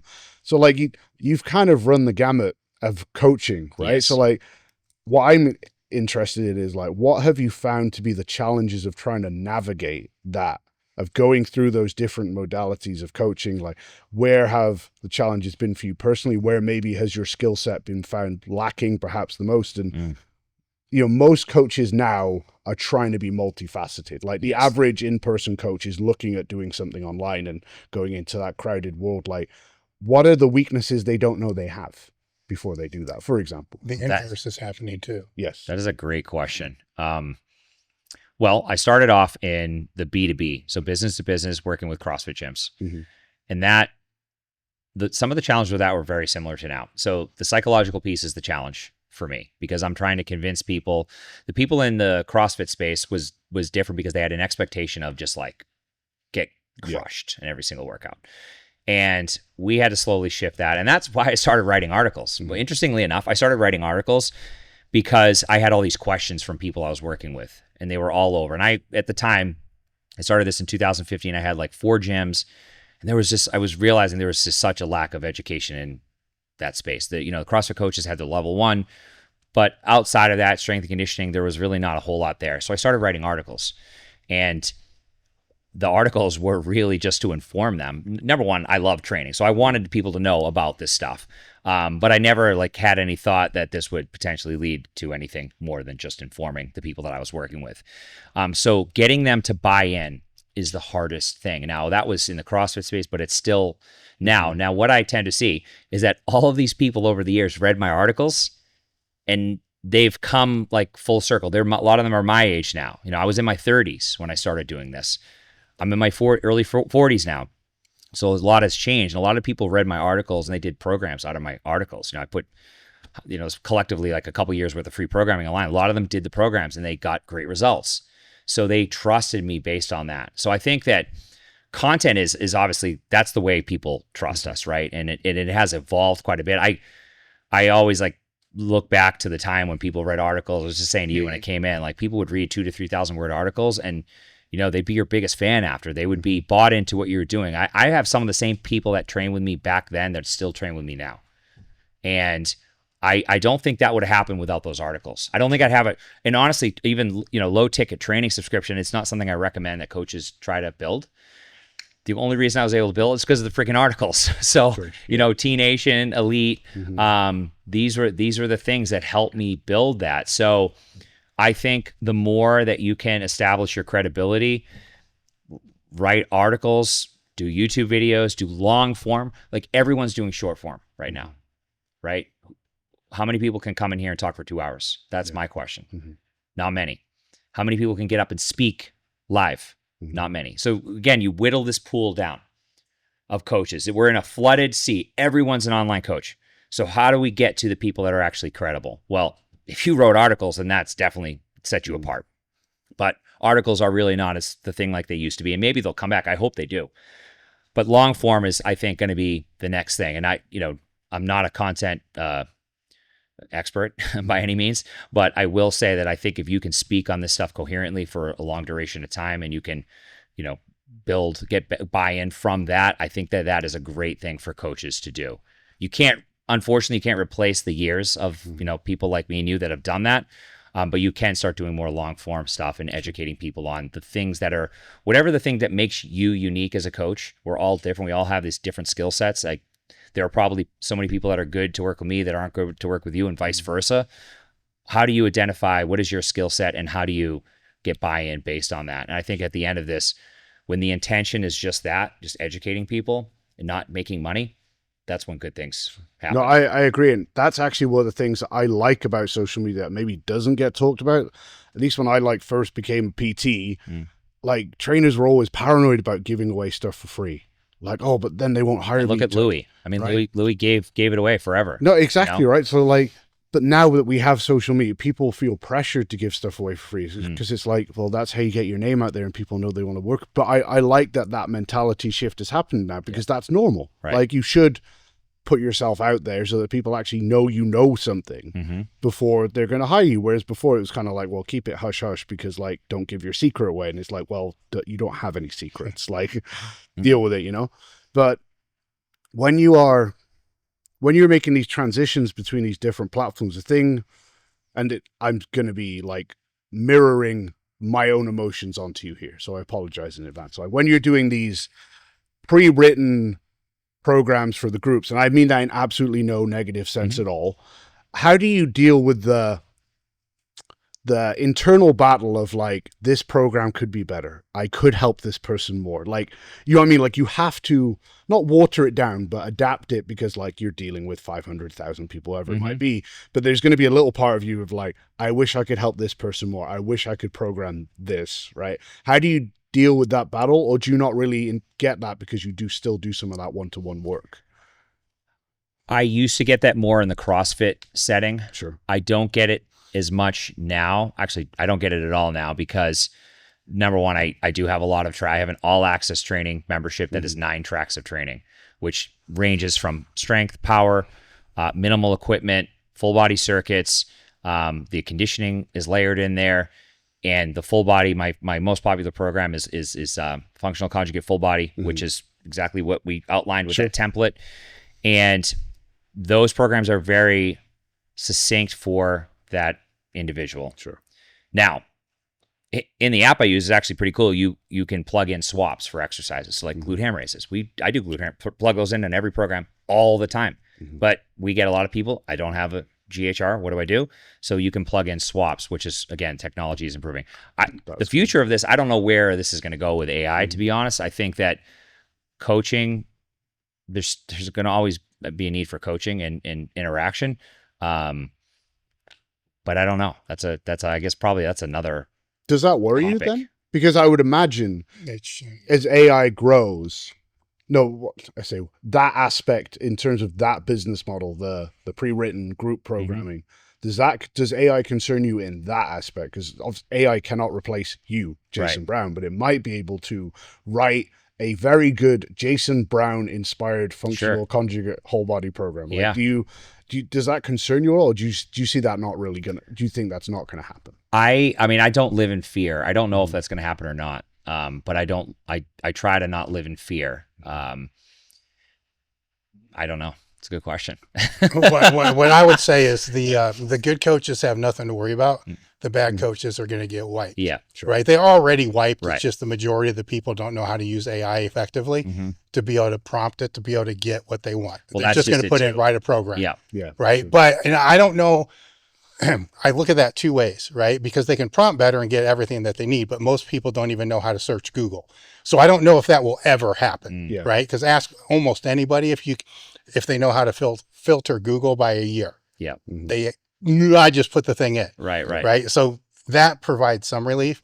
But on the flip side of that is, you mentioned earlier, you can work with 10 clients, where a lot of the 10 clients that you're working with, a lot of the stuff that you're currently doing there could probably be done by an AI that's built off your tone, everything that you basically do. So now you're working with 40 at the same quality that you're working with now. Yeah. Right. So not only does that increase your revenue, but it increases the service to all those people, because some days you just may not feel like giving the same type of response that you would give on other days because you're a human, and that's just how things work, where now that response could always be a 10 at that highest level for everybody at that same time. Maybe that's the evolution of it. I think that is, to where it is. So the good ones are going to be able to reach more people, become way better if they embrace to be able to learn how to use the tools, right? That becomes the question.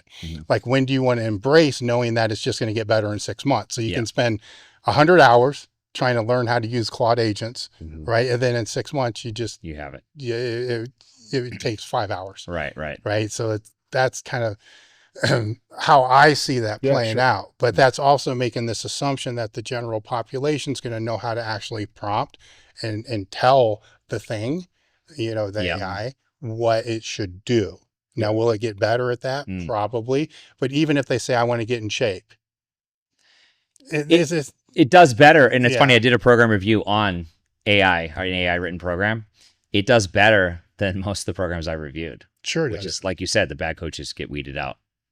But it's certainly got a lot of holes in it. I mean, it doesn't know everything. I mean, this is the benefit to the people that have been writing for as long as you do. If you took all the content that you've ever written and all the programs that you've ever written, the database and the analytics from your app, and dump that all into your own AI, that's you. That would be cool. You would be surprised at how you would try to make it not be you, and it would. And I wouldn't have to pay an insane amount of fees that I pay. Well, there could be your next subscription service, like Jason Brown AI. The point I'm making, though, is you have that established base of content. So a new coach coming in, because I'll use AI to prep for the podcast, right? And there's been some coaches I'll put in there, and it's really not pulling anything. It's like, dude, you've done no podcast, you have no articles, you have nothing for this thing to scrape to even know who you are. Those people, I'll say, just make micro blogs, write Instagram posts. You don't need to make a blog. Just start writing shit and put it on YouTube, even if you get 2 views. Right. Have a transcript that it can pull from you, because people are going to search that more than they're going to search Google. They probably are now. Right now, you guys, I got to have prompts to be able to condense all the shit that's in there. Because you expect there's a tremendous amount. I could have 3,000 pages. Like, no, I just need this. This is where we want to go. And so the new coaches need to put out content, and it's going to be content they're not going to get. They need to forget about the likes, the feedbacks, the views, and all the other kind of stuff, because it's going to be non-glorious. They're going to post something, they're going to get no likes, they're going to get no views, whatever it's going to be. But they need to do it with the intent that they're actually building something for the large language models to actually know who they are. They don't know. I don't think a lot of people know that. I mean, that's probably pretty valuable information too. I mean, we came up where you were going to do it because you needed the SEO for Google to be able to search and be able to pull your name, right? It's the same thing, but even more so. It's even more important now. Where interesting. Yes. That's very cool. That's great advice. And that's now. That's not like in the future. No, I agree. This was happening a year ago. So I'm speaking past tense. Wow. Why did you decide to get your PhD?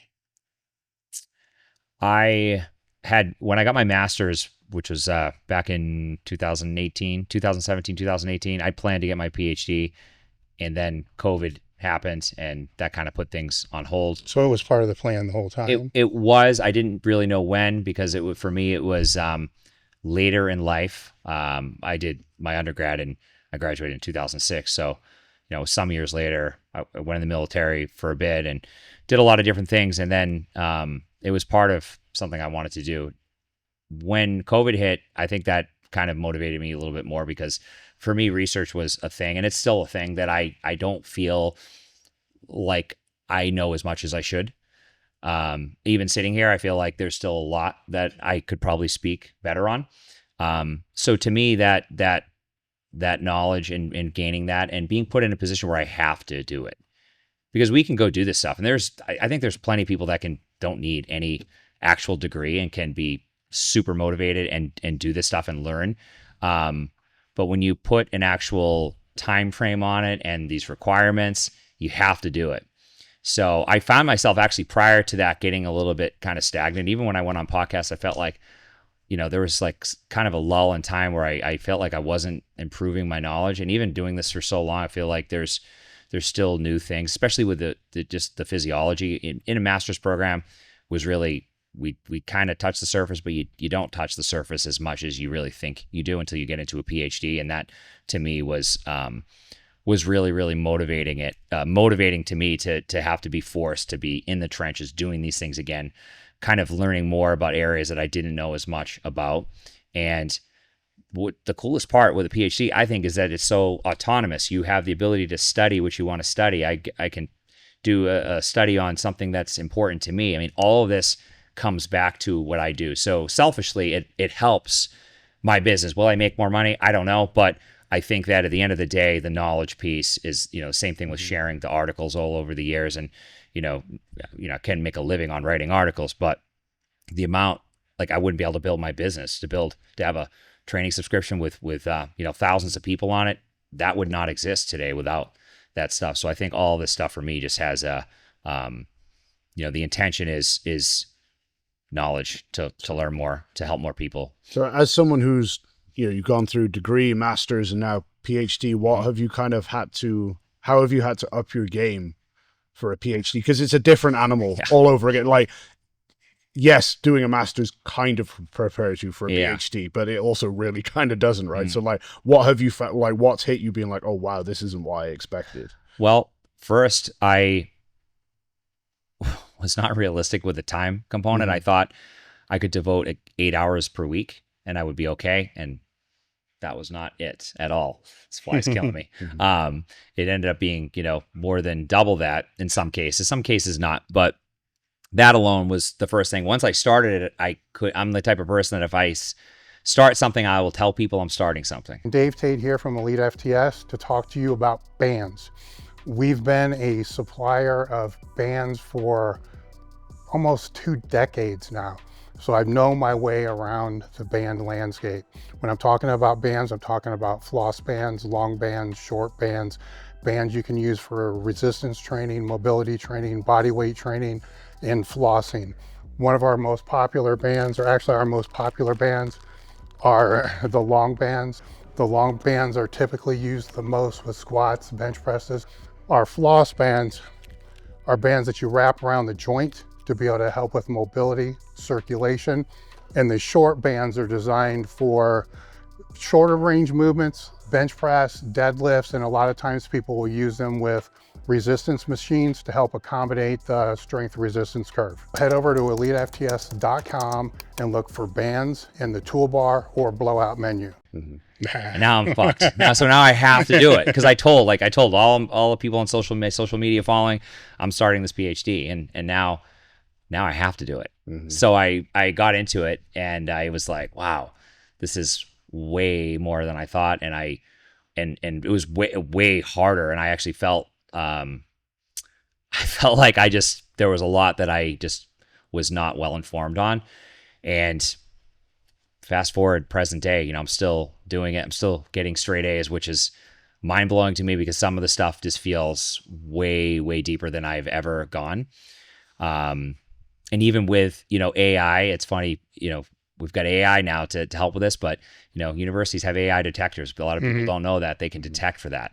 So if it's written by AI, it comes up very specifically, and you can't, everything has to be cited. Now, the beauty with AI, I think, is that it can help you write, reference pages. For me, when I was in post-grad, even undergrad, took like hours to write a reference page.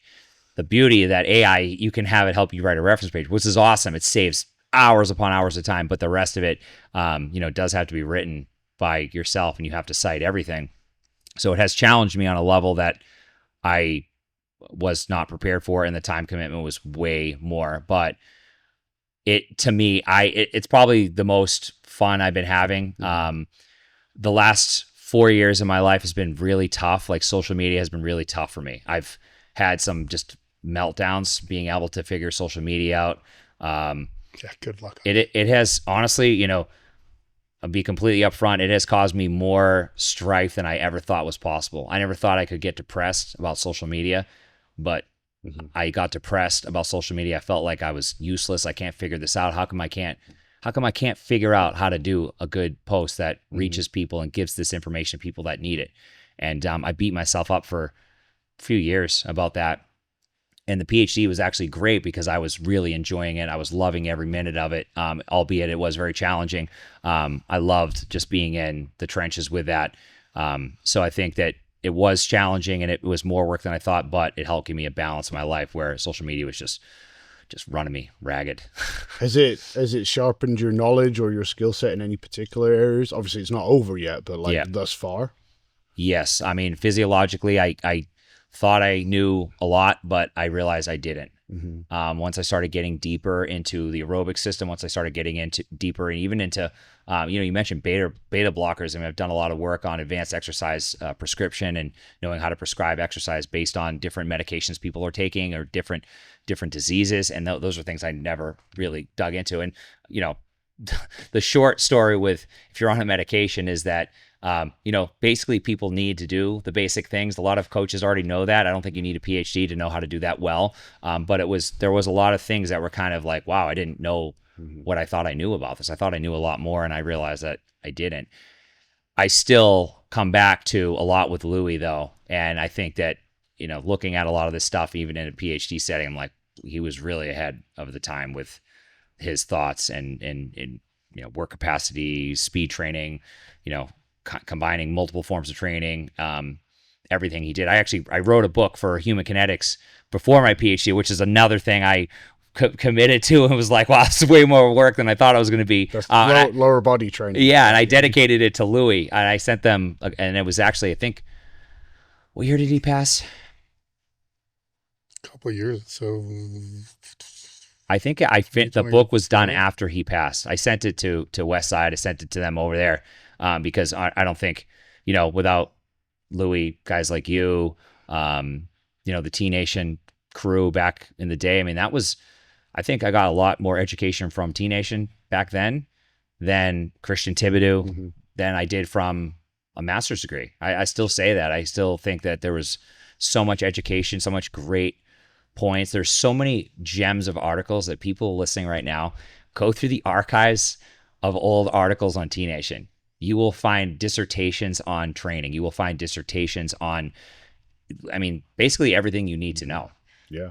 And it's there for free right now. Yeah, for sure. I think one thing that doesn't, like you mentioned, like Louis being ahead of his time there. And I think one thing that doesn't get talked about enough is like, you can talk about bro science, you can call it whatever the hell you want, right? In the trenches knowledge, but research has to know where to look somehow. And like, unless you have people who are doing stuff that maybe on the outside looks unconventional, they don't even know what to start studying. Right. Like, I think the first, and I kind of know this because I looked it up on purpose, like the first meaningful study on weight releasers is in like the late 90s or early 2000s. Right. Like, Russians have been using them since like the 50s or the 60s. Oh, Poliquin used to say that too. The studies are, what I mean? So that's 20 years behind. Decade of disparity there. So, but that must be interesting for you because you're kind of walking the line between two worlds there. Like you are in the research side, or at least in the pure science, whatever you want to call it, and you're very much in the trenches over here in the in-person, the practical application, whatever you want to call it. So, how do you go about dealing with the inevitable disparities between them? Because they're going to disagree. Yeah. Right. How do you go about deciding which side of the line you should be on? For me, practical always wins. No matter what. And I think a lot of the stuff that I'm seeing is I've already been seeing for a long period of time. I don't have to toot my own horn. We've been seeing this stuff for a really long stretch of time. And I'm sure even before me, a lot of this stuff was seen. Now I was able to take a lot of these books, a lot of, book of methods, special strength development for all sports. I mean, that was a big one for me that I read from Louis, and to take some of that system and, kind of come up with my own ideas and see things that fit better for my population. So I think all of this information, Louis was the original content creator. He was, some of these videos back then are like the original, those are like the original content, pieces of content. You did a lot of those videos, or a lot of those videos at the old gym there. Taking all this information and coming up with a way to deliver it to the people that are in my world. That always wins. If a study says, hey, you shouldn't, there are people now talking about aerobic work is not the right thing. And I will say I was talking about aerobic work. Actually, one of the articles on Elite back in the day was on aerobic training. And it just got popular the last couple of years. Everyone's talking about zone 2 training. But we've been doing it for a really long time. And now there are people going the other way. So now it's tough because social media, like, what's real? Right? I'm sitting here right now, I'm talking to you guys. I got nothing to hide. I'll say, anyone asks me anything, I'll tell you the truth. But I don't know what's real anymore, especially the world we're living in. You know, like I don't know what's real. What's the truth? Is it just for social media?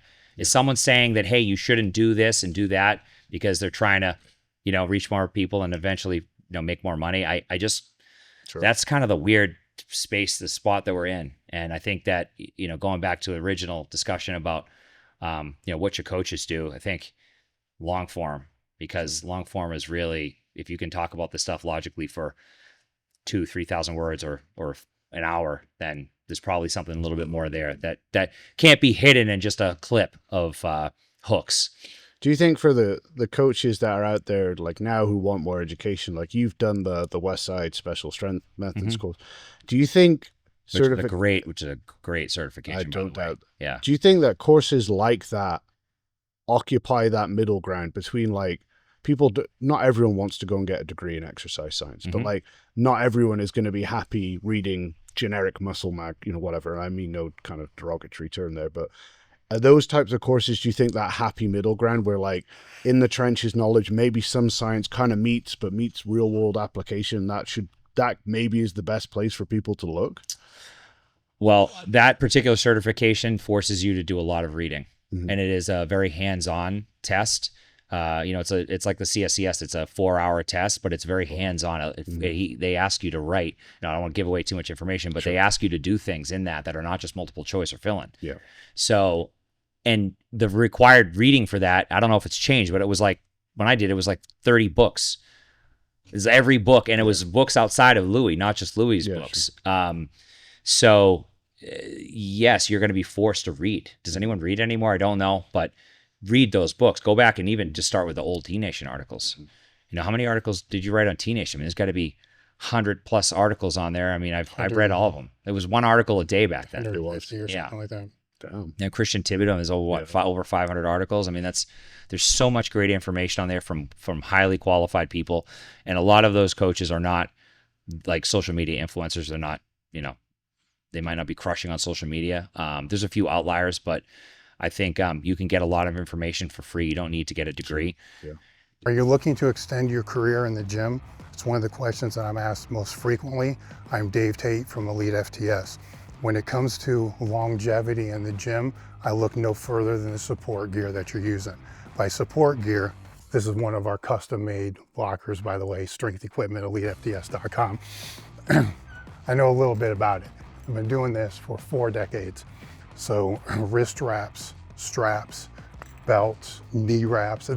There's so many different types of support wear out there that where we can help you the most is we only provide the stuff that's the best. So if you're looking to extend your longevity in the gym, head over to elitefts.com, top toolbar, power gear, hamburger blowout, power gear. The caveat that I would put in there is, now I'm thinking about the articles.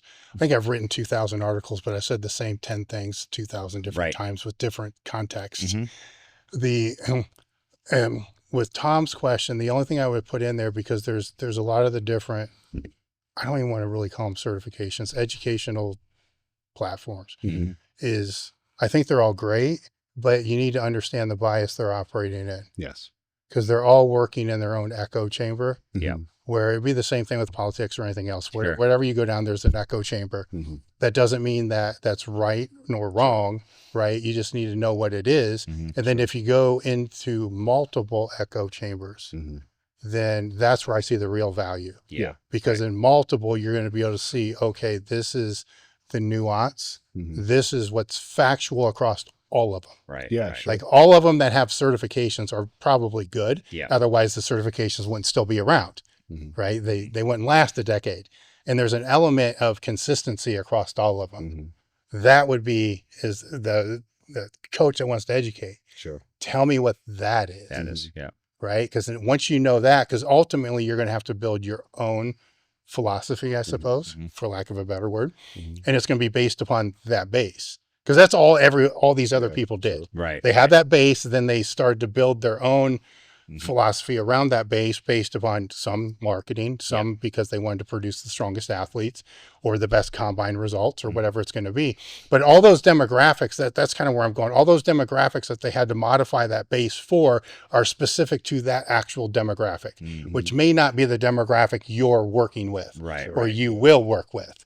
Right. Exactly. So that's where it can become your own. Where I see the issues is somebody will just fall into one. And now they're all 100% that echo chamber. Yeah. So everything outside that echo chamber is bullshit. It's wrong. And that's a fucking lot. Like if that was the case, then how are people having results in any of those other things? Right. Yep. And they'll give you reasons why, genetics, drugs, whatever it's going to be, but those reasons don't apply to their echo chamber. Absolutely not. Like, Yeah, there's so many movements now, and everything is dictated by money. So when money gets involved, it's like any sport, money gets involved, that changes the dynamics of it. It's always been the case. It just wasn't as apparent, so there's pros and cons of social media. The apparent is people are going to get called out for everything. Yeah. Like you can go find the negatives on anybody. Sure. Right. And then that will give you, sometimes it's just bullshit. Most of the time it's just bullshit, but sometimes it will give you a little hint of this piece here might be the piece that I need to look from somebody else's to be able to see. Cause that could just simply be marketing, Right. Yeah, sure. which is in there. Nobody's going to tell you that this is the marketing piece. Yeah, sure. Right. Otherwise it'd be terrible marketing. Yeah. Exactly. I mean, you're kind of a good example of that breadth, though, because, I mean, you've got a CSCS, you've done Westside certification, you've got a master's in exercise science. Like, I can't imagine the CSCS textbook and Louis line up at every opportunity. No, and again, I'm not saying anything negative against either. So, like, you've been exposed to very different schools of thought and education there. So, are there any, like... I was a CrossFit gym owner for there you go. years. Okay, so there you go. There's I think 6 or 7 of their certifications. Perfect. So Weekend there's another pillar of knowledge there. So for you, like, I suppose, what are the concrete pillars that you've kind of used to build your own philosophy on that? Because you've been exposed to so many of them. Like, what are the big rocks that you've taken away that, like, no, these are apparent in all of them? I know that's a hard question. I'm sorry. Well, so it's funny. CrossFit exposed me to energy systems. So I started to dig into the aerobic system because of CrossFit, because I realized I had this layer of fitness that was not developed, and CrossFit highlighted that. And when I opened my CrossFit gym, the goal was to have a strength and conditioning facility that was more recognizable, but we did things our own way, and we used the Conjugate model to deliver group fitness. And that model was recognized by other gyms, and they said, hey, will you write my program? So that's how my first business, box programming, started, because they noticed, wow, your programming is really different and we really like it. And we've been using your workouts off your site for free. Can you write us our own? So for me, come full circle, it's a combination of Conjugate conditioning, aerobic conditioning, specifically, doing multiple forms of aerobic conditioning. And even the CrossFit elements, like putting task or time domains, like making the workouts look different on paper. CrossFit's so great at the creativity piece. I think programming is equal parts science and equal parts art. So if you can artfully design a training session, an aerobic session that's 60 minutes long, and you get everyone to do it, then there's something to be said about that. And now, even if the results are not necessarily... If you take away from some of the results you might get, but you trade some of that for fun, I'm a big believer in trading some results for fun, because fun people stick to. Now, of course, there's going to be some things that they don't like. That's not going to necessarily be fun, but knowing how to look at this through this lens, CrossFit helped me with that. So without CrossFit, I don't think I'd be sitting here right now. Yeah, sure. I wrote a lot of my articles for Elite were about CrossFit. I actually think one of my most reached articles was about CrossFit, how to do CrossFit better, and injecting some of these elements into the CrossFit setting is where I initially made my name in the world. So without that, I don't think, I would have the lens that I have looking at training. Now, present day, there's a lot more stuff. Like you guys alluded to a few different things. I'm sure I'm thinking the same thing that you're alluding to.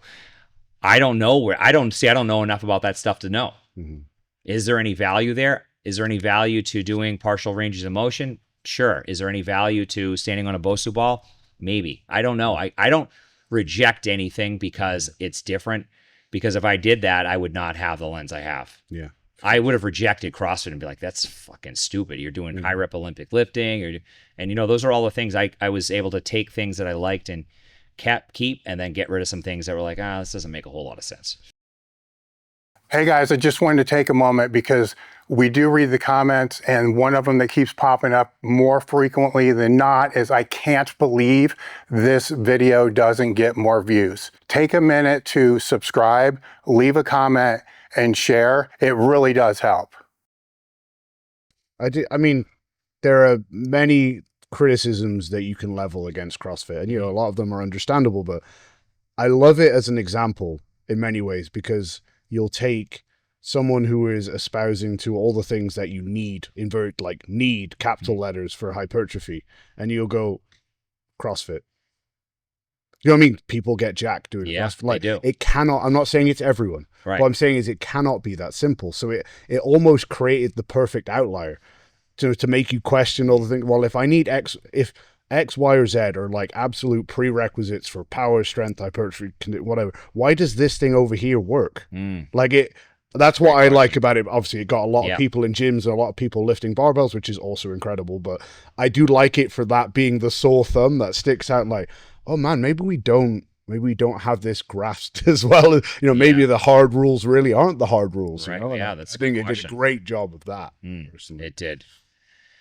Were there any topics you wanted to go over I didn't bring up? I think we hit everything. Did you have anything else there? Covered most of that, I think. Yeah, good. That works. So how can people go about finding you? The best way. Jason Brown Training. My Instagram is Jason Brown Training. I used to be Jason Brown Coaching. I've kind of evolved more to just a training business. JasonBrownCoaching.com is my website. And yeah, you can find me on all those all the platforms. And I guess the articles on Elite too. If there's anyone that's interested in geeking out and checking out some of this stuff, there's a lot of articles on there. A lot of, I know that there's still people that came from Elite to my world, and the CrossFit world, people are still, doing CrossFit, have CrossFit classes. A lot of people have adapted their model of training based on some of those articles, which is just amazing. We're subjecting people to more of what they need and less of what they don't. And so all that stuff is out there for free. So any final thoughts? Results are king. That's it. That's good. That's good. I like that. All right, we're done. Thank you.